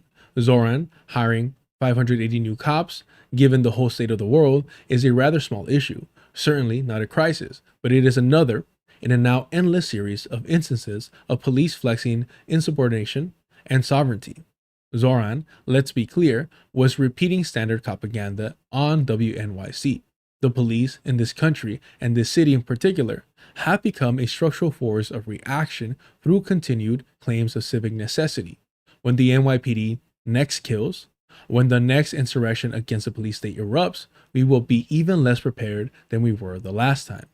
Those leading any revolt against carceral violence will not trust us as a party, and why should they? When we chose to endorse Zoran's mayoral campaign, we were choosing a possible future in which he would become both the most visible socialist in the country, if not the world. All right, buddy. And the party's single most prominent figure. And now our organizational orientation to the Zoran is one that previously mimics his towards the NYPD.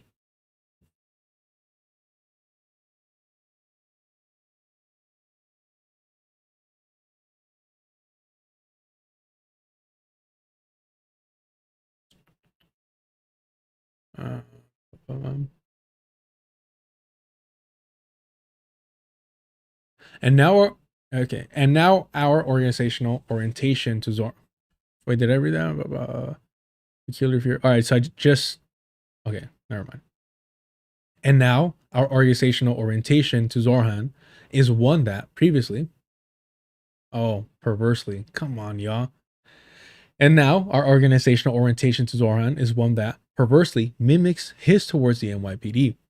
Benign compliance, a peculiar fear, hidden our true thoughts to avoid upsetting our partners in co-governance, having closed-door meetings where the important, difficult stuff gets discussed, executive sessions, showing strength and unity.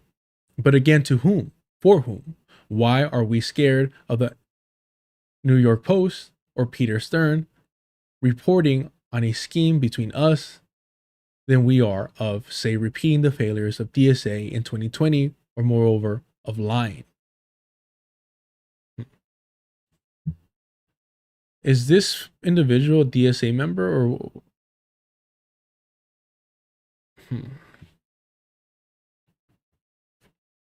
Holden Taylor reflects on the failures of Zoran Mamdani's administration and NYC DSA to deal with political problems posed by the NYPD.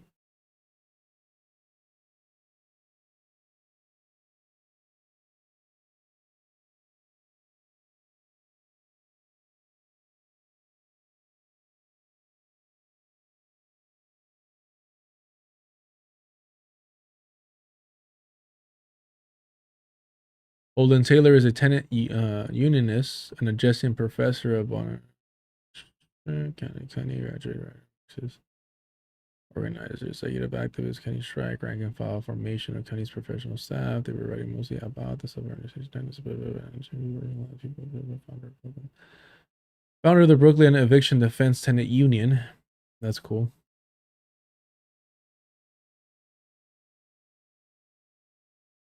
So that's a nice photo. This is a DSA caucus publication. Interesting. Right, I should have probably gone to the about, right?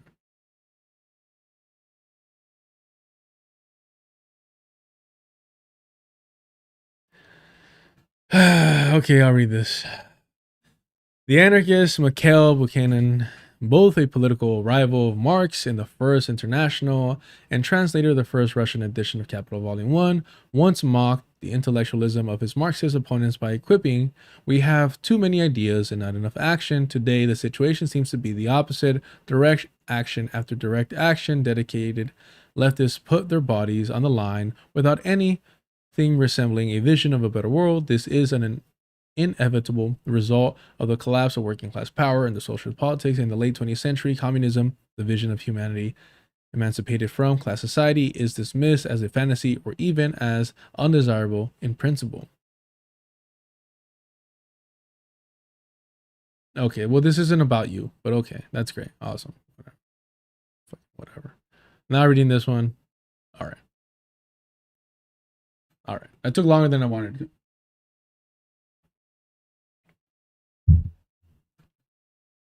Fuck. No, what the fuck?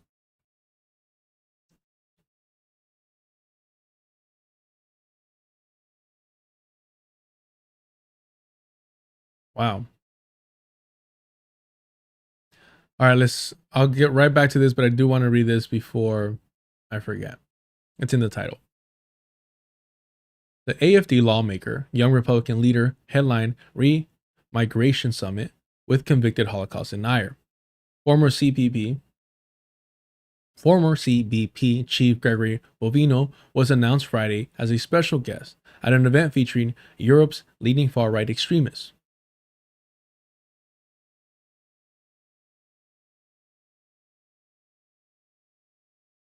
A lawmaker from Germany's Alternative für Deutschland and the president of the New York Young Republican Club are set to appear at a conference on remigration, alongside some of Europe's most prominent right-wing extremists, among them Belgian Holocaust denier, a Swiss neo-Nazi, and an Austrian activist best known for promoting the Great Replacement conspiracy theory. In a 16 May announcement shared on Telegram, organizers of Remigration Summit 2026 said that the AFD's Lina Kotri would be one of the featured speakers at the May 30 conference in Porto, Portugal. Kotri also spoke at the Remigration Summit 2025 in Milan, Italy. Kotri has served in the Brandenburg State Parliament. Kotri has served in the Brandenburg State Parliament since 2019. The 38-year-old lawmaker has previously invited controversy by campaigning with far-right extremists. In 2024, the German media outlet Corrective revealed that she had met in Zurich with members of the neo-Nazi group Jungtat, which discussed remigration. Remigration is a far-right term recently embraced by the Trump administration that ostensibly has a range of meanings, from the mass deportation of undocumented immigrants from the United States and Europe to the more extreme, the removal of all non-white citizens with foreign ancestry. It is often paired with the historically anti-Semitic conspiracy theory that the global elites are seeking to eliminate or replace the white race via mass migration. Germany wants remigration. The AFD promises to deliver. The conference announcement states, "Nobody fights harder for this than Lina Kotri." The remigration policy spokesperson of AFD, Brandenburg. In May 23rd post, organizers also announced that Stefano Forte, right? Will Forte. In May 23rd, Jesus, I keep skipping the A. In a May 23rd post, organizers also announced that Stefano Forte, president of the famous New York Young Republicans Club, would join us from the United States to spread a message of remigration. Forte has previously forged ties with Europe's far-right, speaking at an AFD event this past March. As The Guardian previously reported, about 20 AFD lawmakers also attended the first gala that Forte hosted as head of the NYYRC in December 2025. Bro, the fucker looks more Jewish than anything. All right, but this isn't even the main thing that I want to read. Well, actually, he is in here, but I specifically wanted to focus on this here because it's gonna be just almost as long. Why did the press ignore? I just wanted to give a little background of what he was attending, and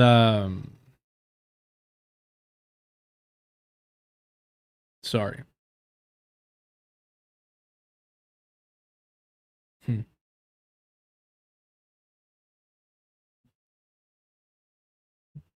Yo.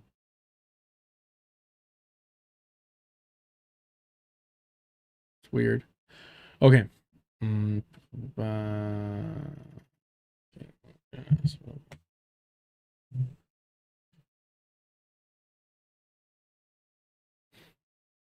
Why did the press ignore a gathering of the world's leading fascists? Right-wing extremism is going mainstream, but is not getting the coverage. By Charles R. Davis. Just before he confirmed his attendance at a neo-fascist summit in Portugal, Gregory Bovino, the former U.S. Border Patrol commander who was once the face of President Donald Trump's mass deportation, posted a photo on X showing himself giving a salute familiar to anyone who has heard of Nazi Germany. Just shameless, bro. Look at this shit. ICE agent at Delaney, hang in there. You have the world watching and supporting your efforts to hold the line. Every one of us wants to every one of us wants to be shoulder to shoulder with you. In speaking with the Mean Green team, they send your support and are wishing you the best. Give them hell and live the moment. Look, in Germany, you know, all this is outlawed.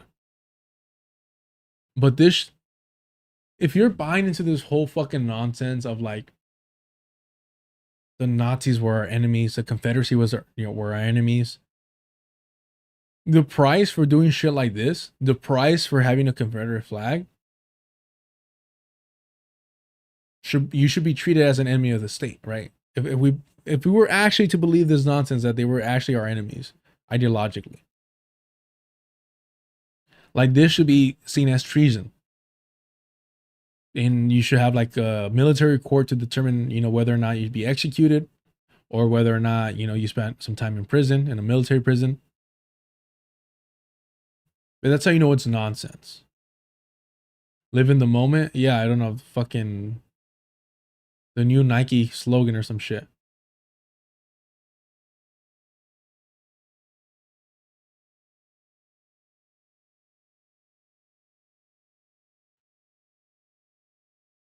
It would be easier to dismiss this Hitlerian greeting as an awkward gesture, as someone did when X's owner, Elon Musk, gave it at Trump's 2025 inauguration, were not selected and shared by a man on his way to a racial purity conference.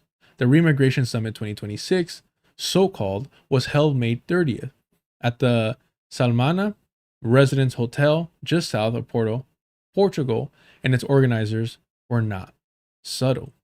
I mean, yeah, you have to assume that hotels are just places that host these type of white supremacist events, that their owners are aligned with it. I don't think they get a pass. Weimar conditions require Weimar solutions, argues Afonso Concavs, chief organizer of the event. He's the founder of the far-right group Reconquista, so named for the mass expulsion of Muslims from the Iberian Peninsula. That's who Bovino was photographed standing next to after he landed in Europe. Let's look at that. Oh, so he's one of the, I'm assuming he's this guy.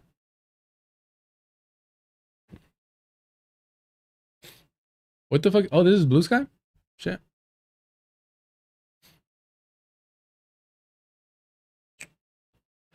Martin Seldner, an extremist from Austria, is best known for pushing the Great Replacement conspiracy theory that Jewish elites are seeking to exterminate the white race via mass migration.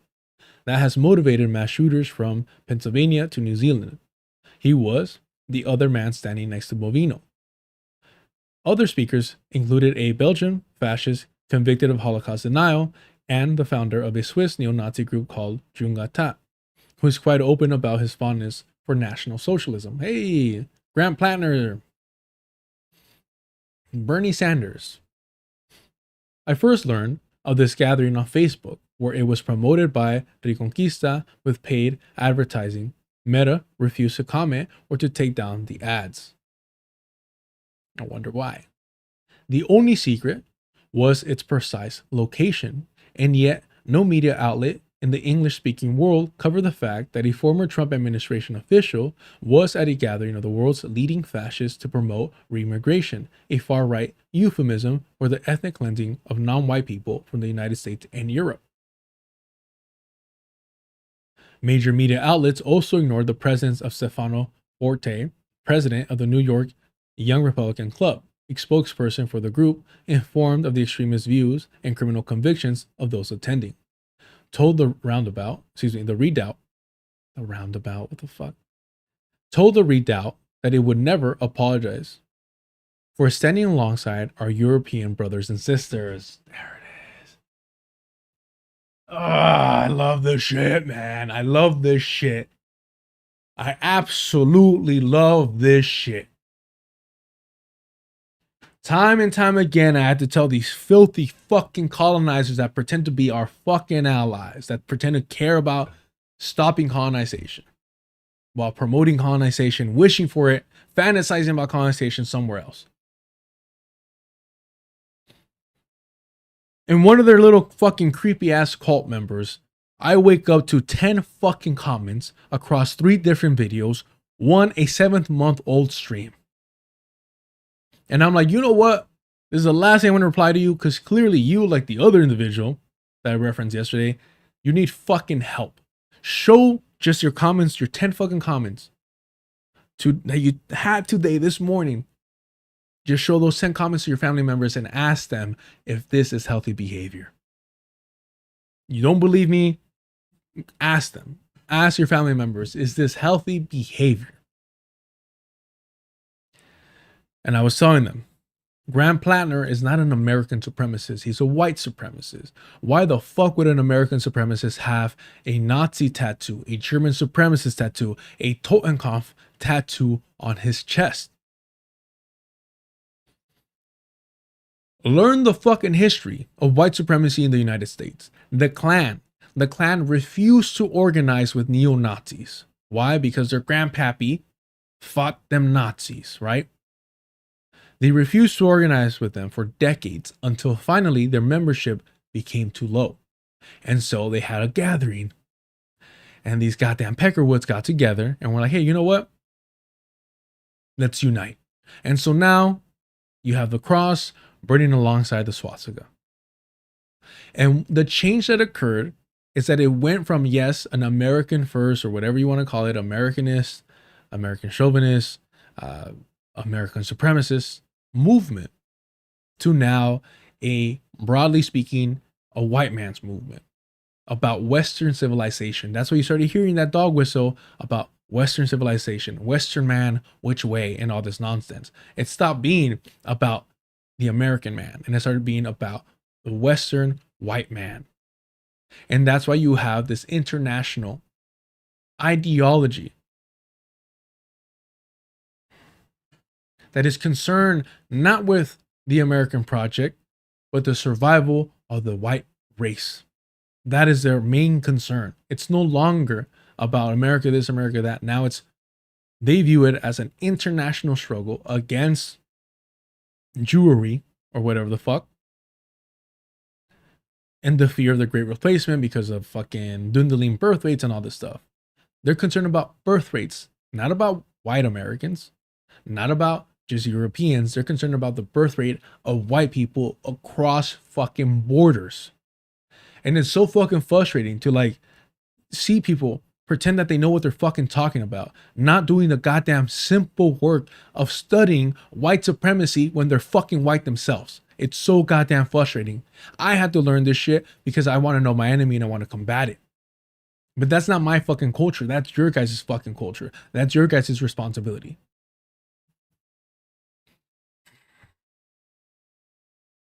Jesus.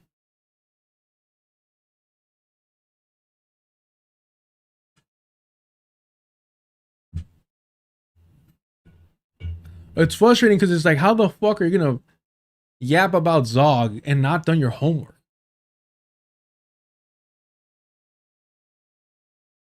How the fuck are you gonna send your little fucking cults over here when they're so uneducated about simple fucking facts? And I'm not even fucking highly educated on this shit. Just doing the basic work, just doing the basic research is enough to understand what's going on.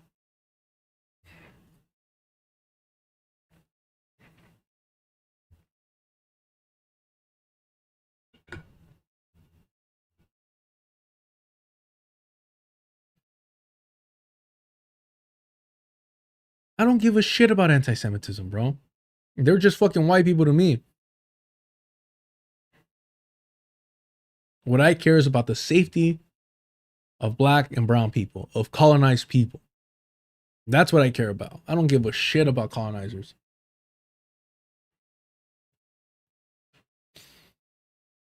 But a year ago, you know who was the anti-Semitic cop?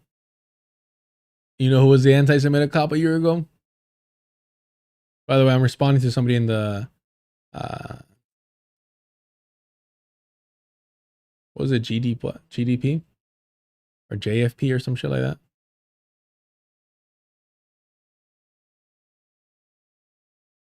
The fuck was it? What was that fucking G something? So, oh, somebody remind that shit. Remind me.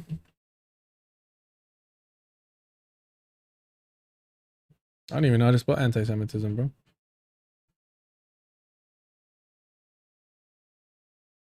Oh, here it is. From the river to the going to Jewish control of the world. The more I learn about it, we're shocked to know we have been fighting the wrong enemy. And they still say it's a conspiracy theory. I'm 100% sure that's referring to Jewish control of the world. The more I learn about Israelis and their alliances, the more I understand why the Europeans never let them fully settle in their lands or have their own nation. You know what he's fucking talking about there. He's talking about Jewish expulsions and he's saying that he understands them. Probably like 50% of these comments are fine. 30% are borderline. You know, like somewhere in the middle. Potentially yes, potentially no, depending on the intent behind them. And then like 20% are just straight up openly anti-Semitic. Who? A year ago, this motherfucker was policing anti-Semitism on other people's channel. A year ago. I'd say that like 80% are like okay, but like 20% are borderline. And then you have like, you know, other ones that are just straight anti-Semitic. Yeah, bro. A year ago.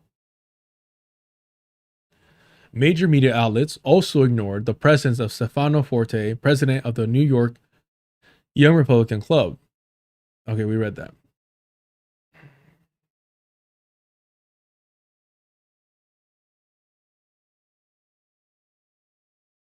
One of the only outlets that covered this event, and certainly the first, was the One of the only outlets that covered this event, and certainly the first, was the Redoubt. The Spanish newspaper El País reported the presence of Rocio de Mier Mendes, a politician with the far-right Vox party. Europe's Political covered it too, but otherwise, as of Sunday afternoon, coverage appeared largely limited to the far-right outlets that were invited, such as the AFD-affiliated Dutchland Courier, Alternative for Dutchland lawmaker Lina Kotri was another featured speaker. The mainstream right is crawling into the sewer of neo-Nazi ideology, but you probably wouldn't know it unless you were a right-wing extremist yourself. Even news outlets that dedicate significant resources to covering the scourge of anti-Semitism generally ignore it, at least in the United States when it comes from Republican operatives and retired Trump administration officials. There is no need to argue about whether there is a double standard. The lack of media coverage speaks for itself. The only question is why it exists.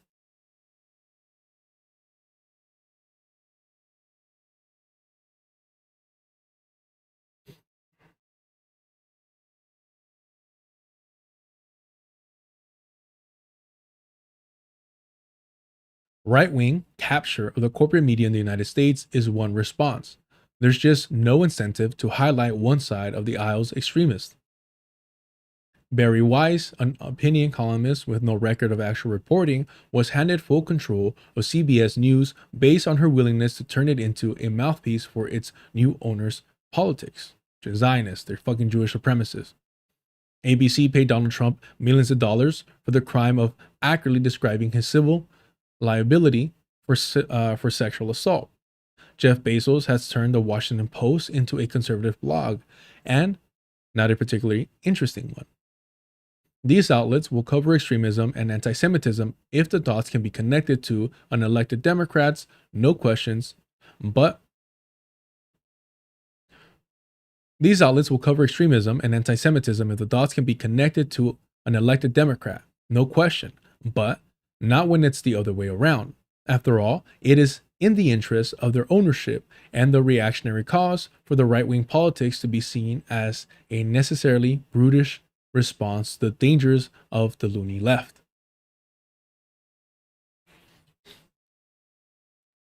But I think it's more than that. I think it's that we, broadly speaking, demand nothing from the right, even if we don't share politics. When the liberal figures behave badly, as they are wont to do, they give voice to their bases.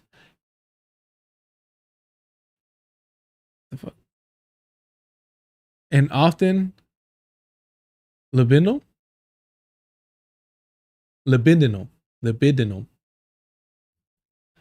The F and the T in this font were throwing me the fuck off. When the illiberal figures behave badly, as they are wont to do, when they give voice to their bases, and often libidinal desires and hatreds, it is viewed as akin to a mangy dog chewing on its liver. They are not defined expectations, they can't really be helped. Whether from sympathy or condescension.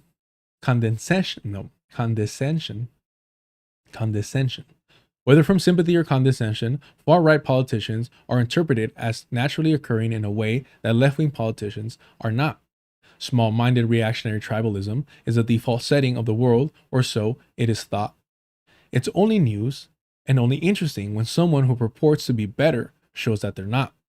Eventually, though, what's left of the free press will have to reckon with the fact that the far-right fringe is now the modern world's governing elite, and openly declaring an intent to repeat the 1930s.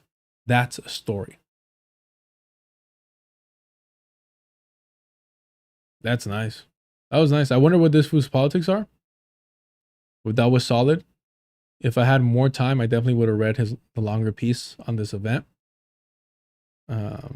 There's the one I just finished reading, and then I'll drop the one that we went through the introduction only, which was this. It was this. Nope, I closed out the tab. Hold on. It was this one, because this one's a way longer piece. Hold on. Like this one goes for a little bit longer than what we read. And I think this is more focused on like Europe.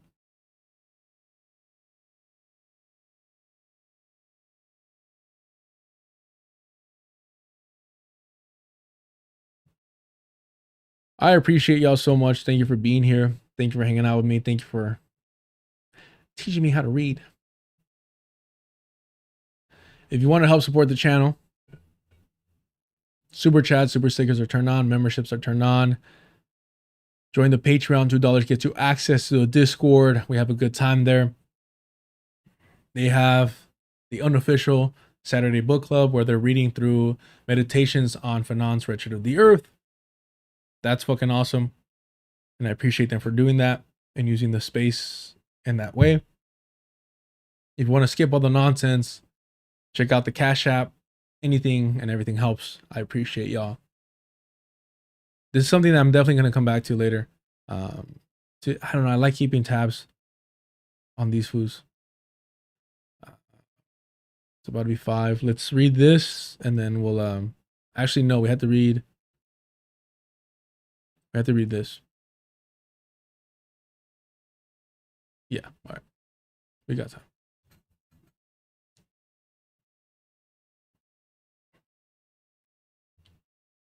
I woke up late My sleep schedule is non-existent right now.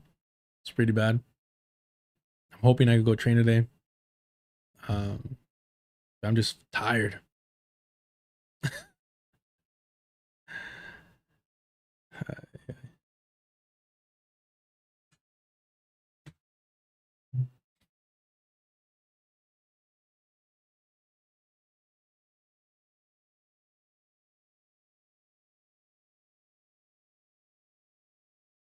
Bluebird Sop says, we're actually watching the Battle of Algiers this week. So yeah, basically, yeah, $2 movie. 20 ever. All right.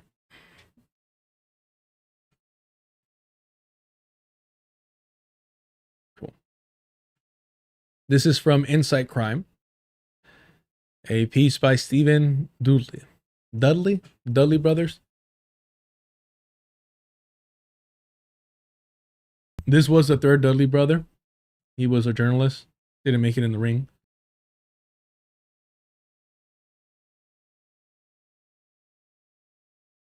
What the murder of a former rebel tells us about Nicaragua's criminal regime.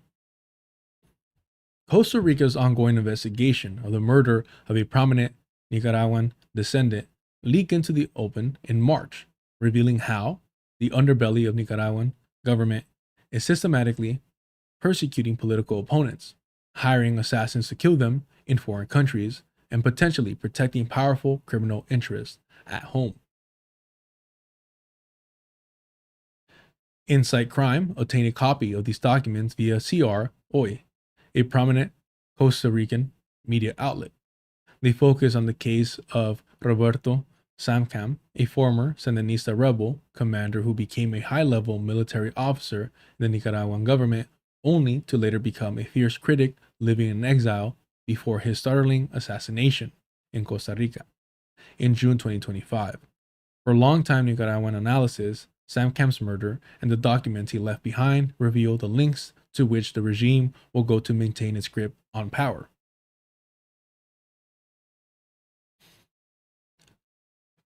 The brutal murder of Roberto Samcam in Costa Rica is denounced by his family and human rights organizations, clearly illustrates that a policy of transnational persecution does indeed exist, said Olivera Caudra, the director of the Center of Transdisciplinary Studies on Central America.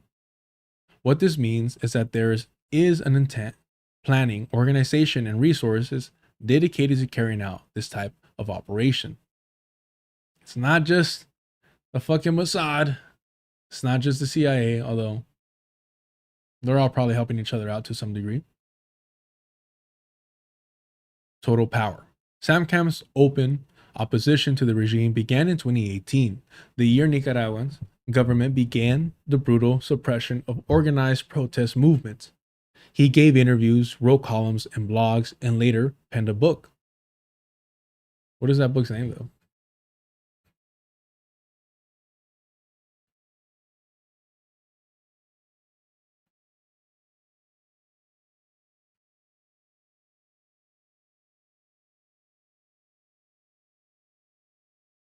I was just like after him.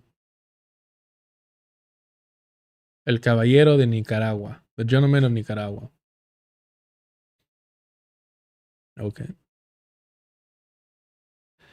He may also have been a major source of the United Nations group of experts, which issued a series of reports about the systematic repression of Nicaraguan citizens at home and abroad, and have provided intelligence to the Costa Rican authorities and perhaps even United States counter-narcotic officials. Samcam had plenty of material to write about, and government repression was a turning point for the country. The regime extrajudicially executed at least 40 and as many as 106 civilians, most of whom were protesters, according to a report issued in 2023 by the United Nations group of experts on Nicaragua. The Inter-American Commission on Human Rights found that over 330 civilians were killed.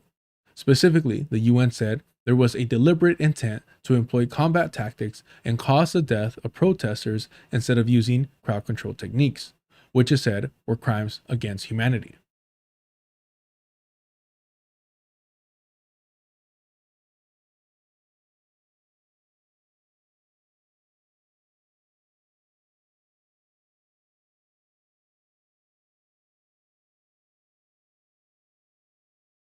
How do y'all feel about reading stuff like this on stream? The national police and pro-government armed groups used violence to suppress the wave of peaceful mass protests that began in April 2018. Acting jointly and in coordinated manner, police officers and members of pro-government armed groups committed extrajudicial killings during the crackdown on the protests that took place between 18th of April and the 23rd of September 2018. The group of experts investigated 40 deaths that occurred during the protests and concluded that all of them constituted extrajudicial killings. In order to corroborate the patterns identified in the case it had investigated, it examined a further 75 deaths that had occurred in the context of the 2018 protests. The group has reasonable grounds to believe that the cases investigated are representative of broader patterns of conduct that were replicated in a systematic and generalized manner over several months across almost all of the country. The government of Nicaragua officially acknowledges that 198 deaths occurred in the context of the protests. However, it attributes responsibility to these deaths to those who took part in the protests, which it describes as an attempted coup. In the absence of reliable official data, human rights organizations and civil society organizations maintain their own records of the dead and injured.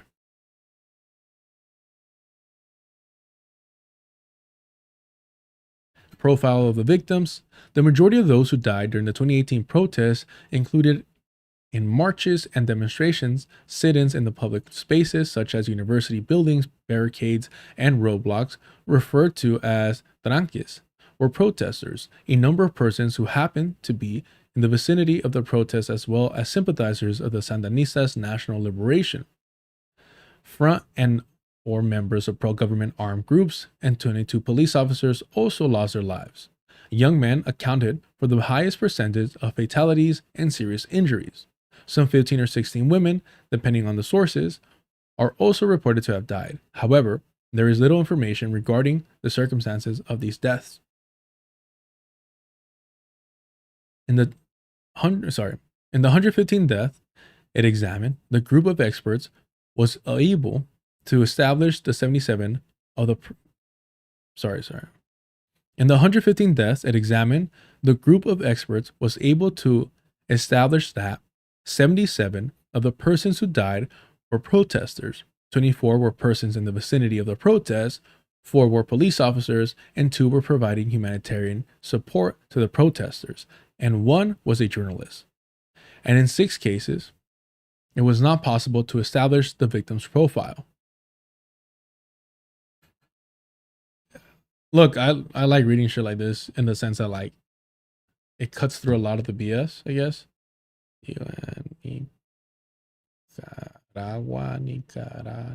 Nicaragua.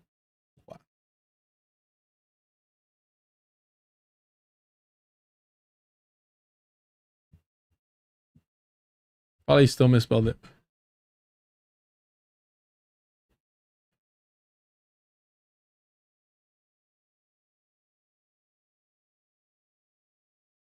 You guys want that?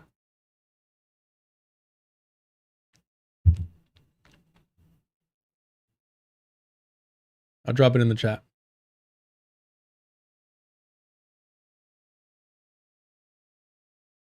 I didn't know about this.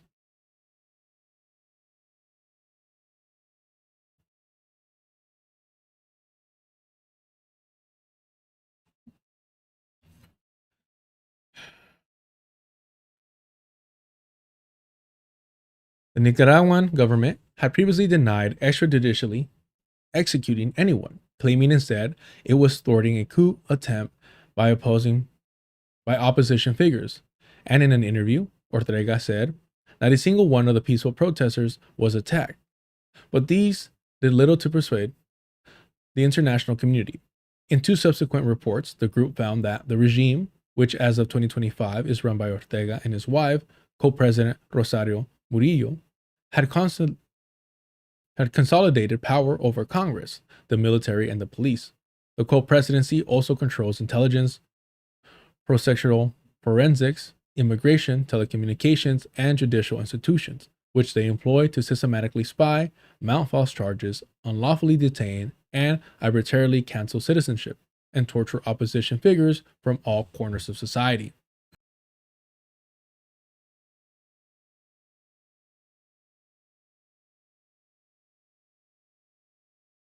Showing File Explorer on stream is risky, bet. I do not have anything interesting whatsoever on my computer. I am one of the most fucking boring fucking people you'll ever meet. Yeah. I appreciate the concern, I guess. I do not have anything of interest. I don't do interesting shit like that. It's funny that people don't believe me when I say that, but I'm like, for the longest, my dream life is just to not talk to anybody and just mind my own fucking business and stay out of trouble. Unfortunately, I can't. The file name was funny. I mean, that's what it was. Was it not an accurate file name?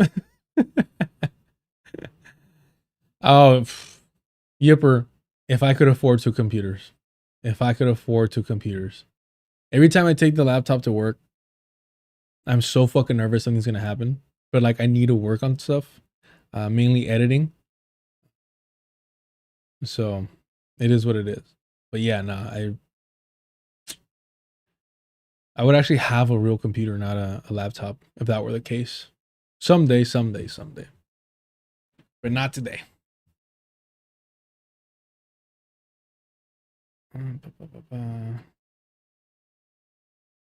What changed what? I'm sorry.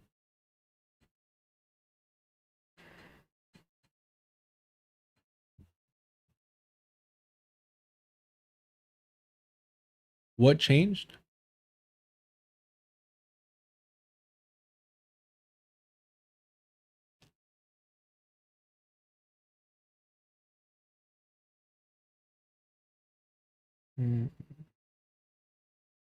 The group identified that the president and vice president, Murillo, give orders and instructions either directly or through trusted advisors to the various institutions that then carry out repressive acts against real or perceived opponents and their families.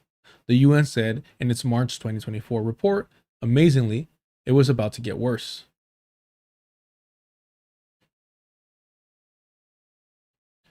What changed from you wanting to just go from minding your own business to doing this?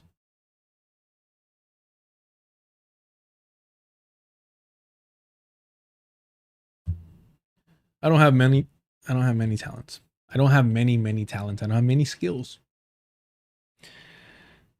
Talking shit has always been one of them. And if that can provide any source of entertainment or encouragement to read and encourage people to do a deeper dive into information, then maybe that's all I can contribute to the world. Maybe it's self-aggrandizing. Maybe it's self-serving. Maybe it's a bit narcissism being on stream like this. But at the end of the day, like, I've always struggled with not being a loudmouth. So here I am. They want to see there's another one. Is it another one or is it the same one? Let's see.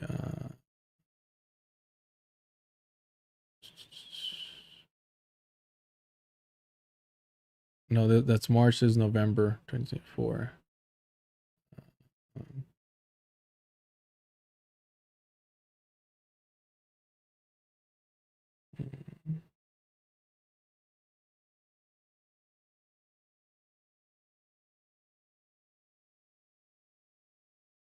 Is this not the same one? I guess not.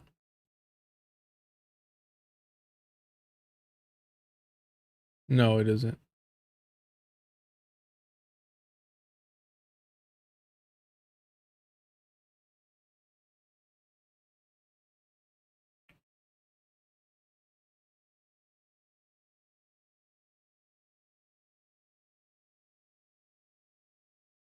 Oh no, this is way shorter.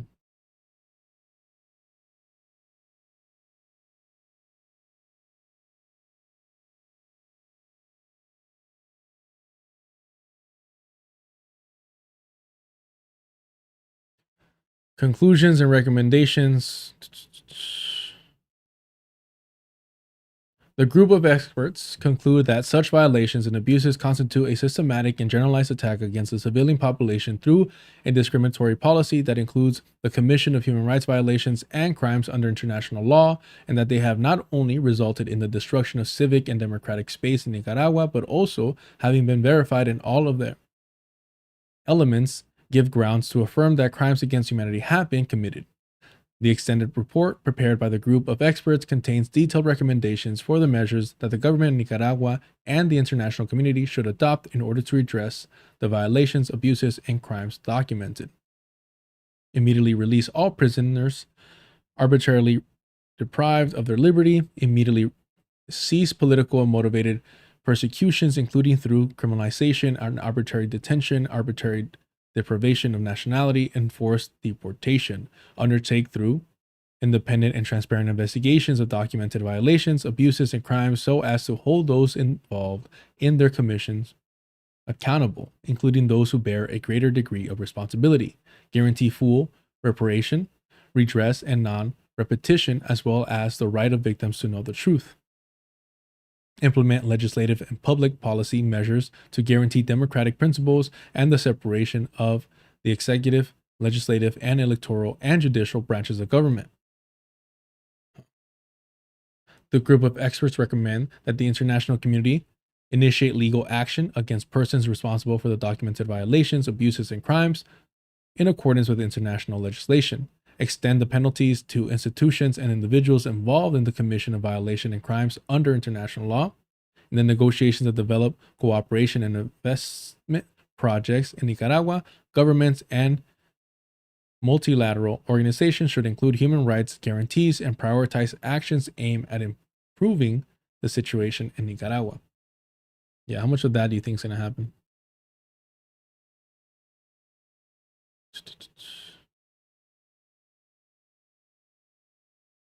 But this is 2023, right?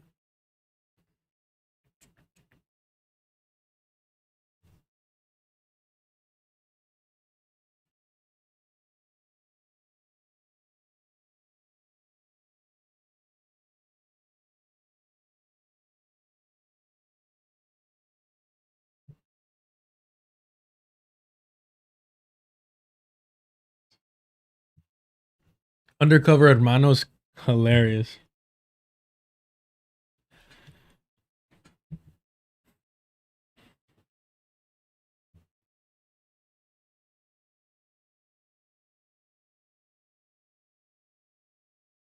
Persecution goes international.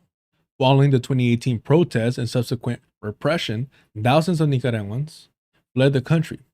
By the UN's count, assembly applications went from 2,722 in 2017 to 356,201 by the end of 2024. Many went to Spain to escape the reach of the regime, but others took their chances in places like Costa Rica.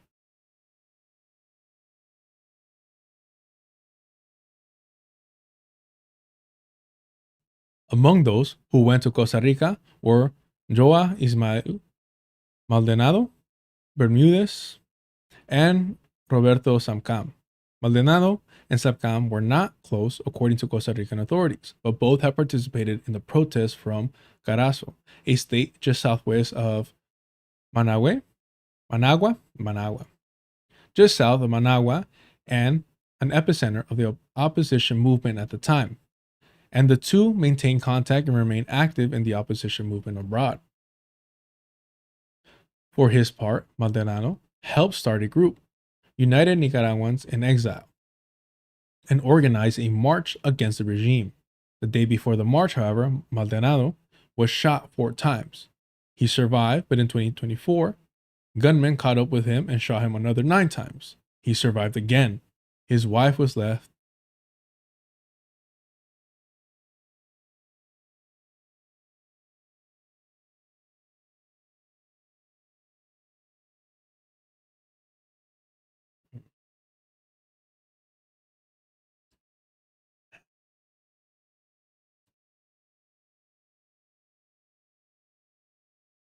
tetraplegic by the second attack.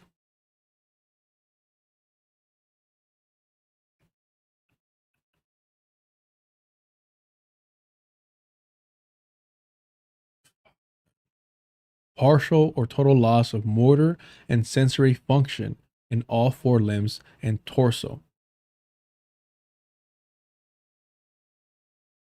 Fuck, man.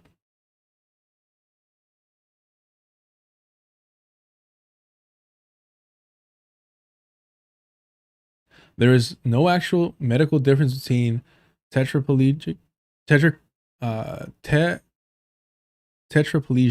quadriplegia. They were 2 terms for the exact same condition. Both describe partial or total paralysis of all 4 limbs, both arms and both legs, and the torso, usually caused by spinal cord injury.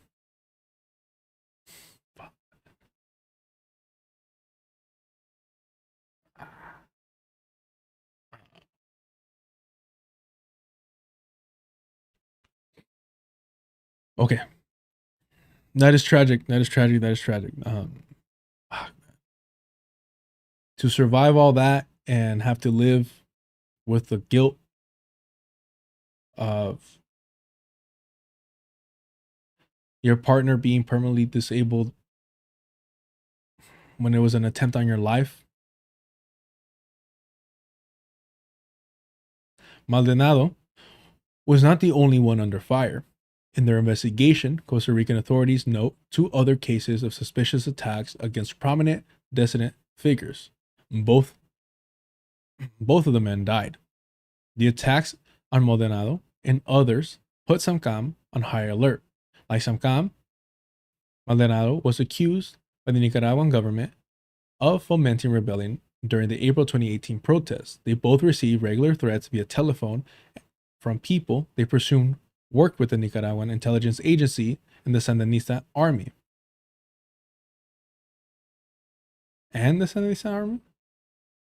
They both complained to Costa Rican authorities on numerous occasions about harassment and the spreading tentacles of the regime. In fact, Costa Rican authorities surmise that these contacts with Costa Rican intelligence may have, at least in part, played a motivating role in the Samcan's murder. One Nicaraguan witness also told investigators that Samcan's information played a significant role in the United Nations report regarding government repression during 2018, which the witness said irked the regime, helping to set in motion the assassination.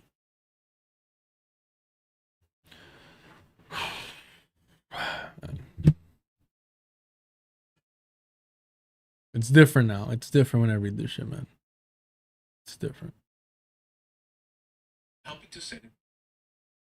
That's funny. That is funny.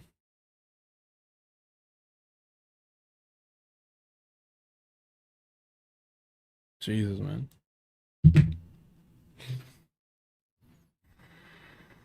The dirty work. Both Maldonado and Samcan told Costa Rican authorities the threats were coming from officials inside the Nicaraguan government, and Costa Rican authorities believe the regime outsourced its hit squad. Specifically, they point at Kenny Navarrete? Yeah. Kenny Navarrete, a Nicaraguan, oh, I can't even say that. Nicaraguan. Specifically, they point at Kenny Navarrete. I don't know why I'm stumbling with that. I think the Kenny is throwing me off. Specifically, they point at Kenny Navarrete, a Nicaraguan national incarcerated in Alajala, Costa Rica, for aggravated robbery and kidnapping, among other charges, who they believe organized the assassins from inside prison. Costa Rican authorities also write his name as Kenny and Kenny.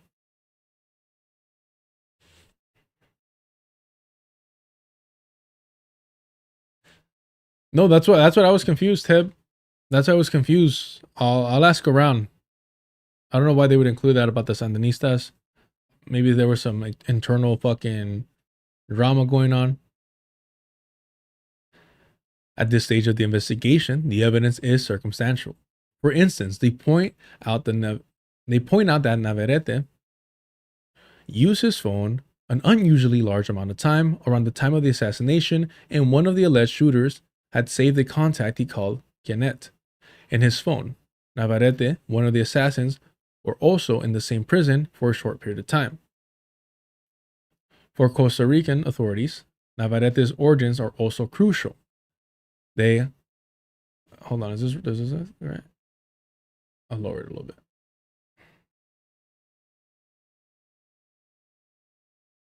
They hypothesize that territory defines the objective in the Nicaraguan regime.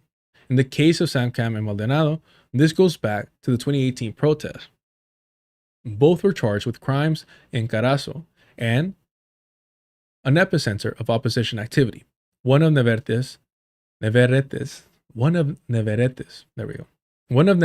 Facebook profile says he is a native of Dirambo, a municipality of Carazo, and Navarrete's aunt, Costa Rican authorities note, was a pro-regime city council member of the neighboring municipality in Carazo during the protest. Damn, bro.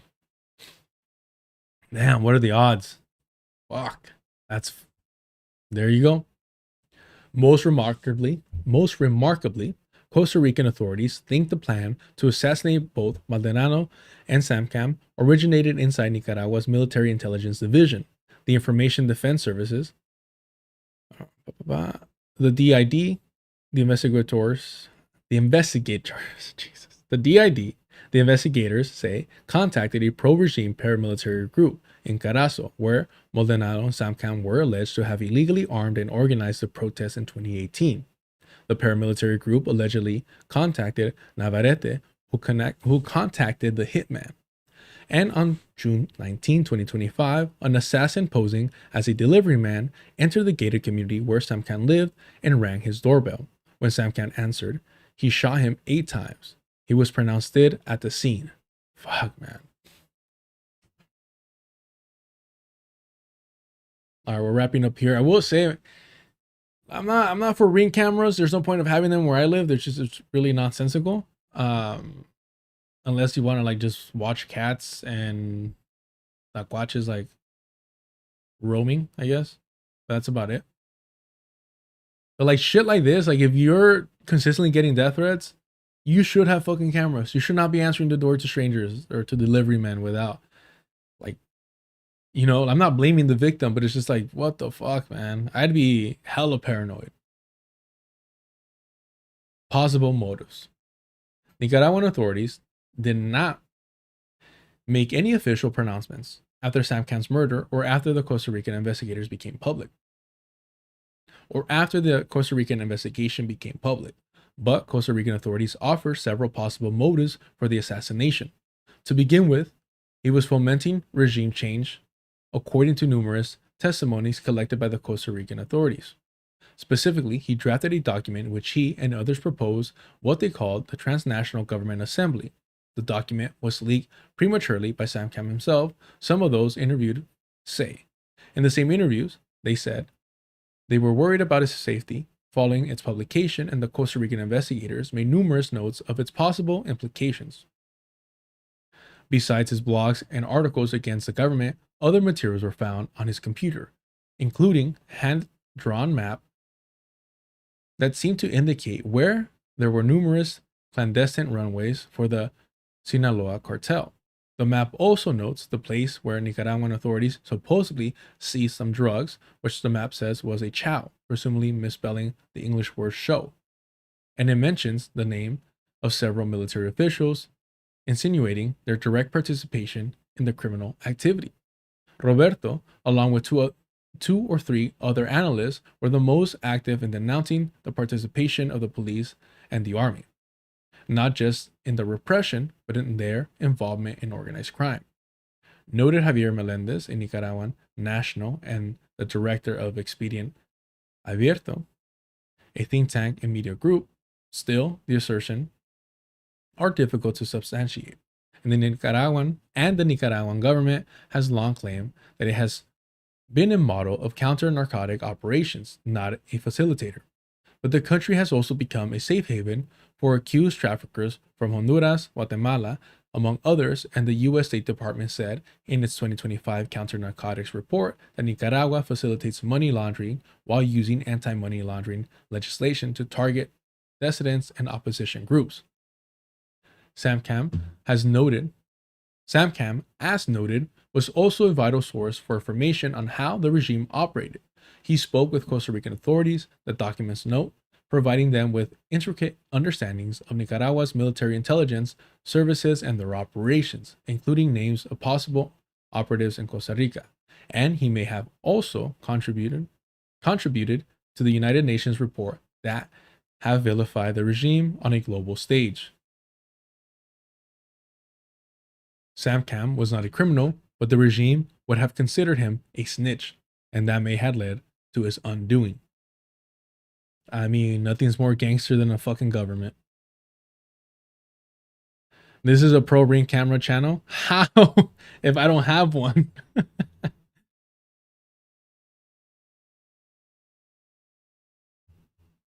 This is a pro.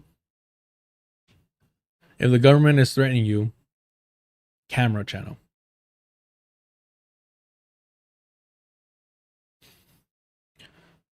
I don't have one, nor do I want one. Okay. I'm pretty spent, y'all. And we covered all the major stuff.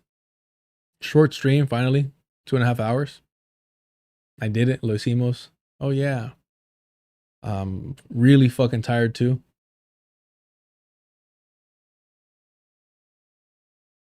Really tired. All right, y'all.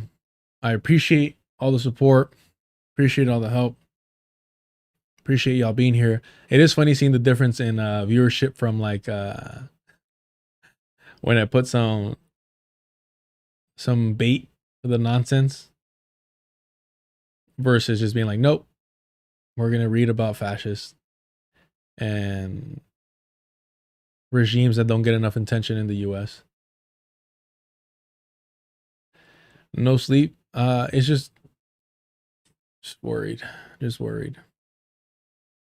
All right. Remember what Jesus fuck. Yeah, I need sleep. Did you water the plant? I haven't watered it in a while and it's still surviving, but I'll water it right now. Thank you, Yipper. I appreciate that. All right. Check out the Patreon. $2 gets you access to the Discord. On Saturday, they're going to be watching Battle of Algiers. Does anyone know what time that's going to be? But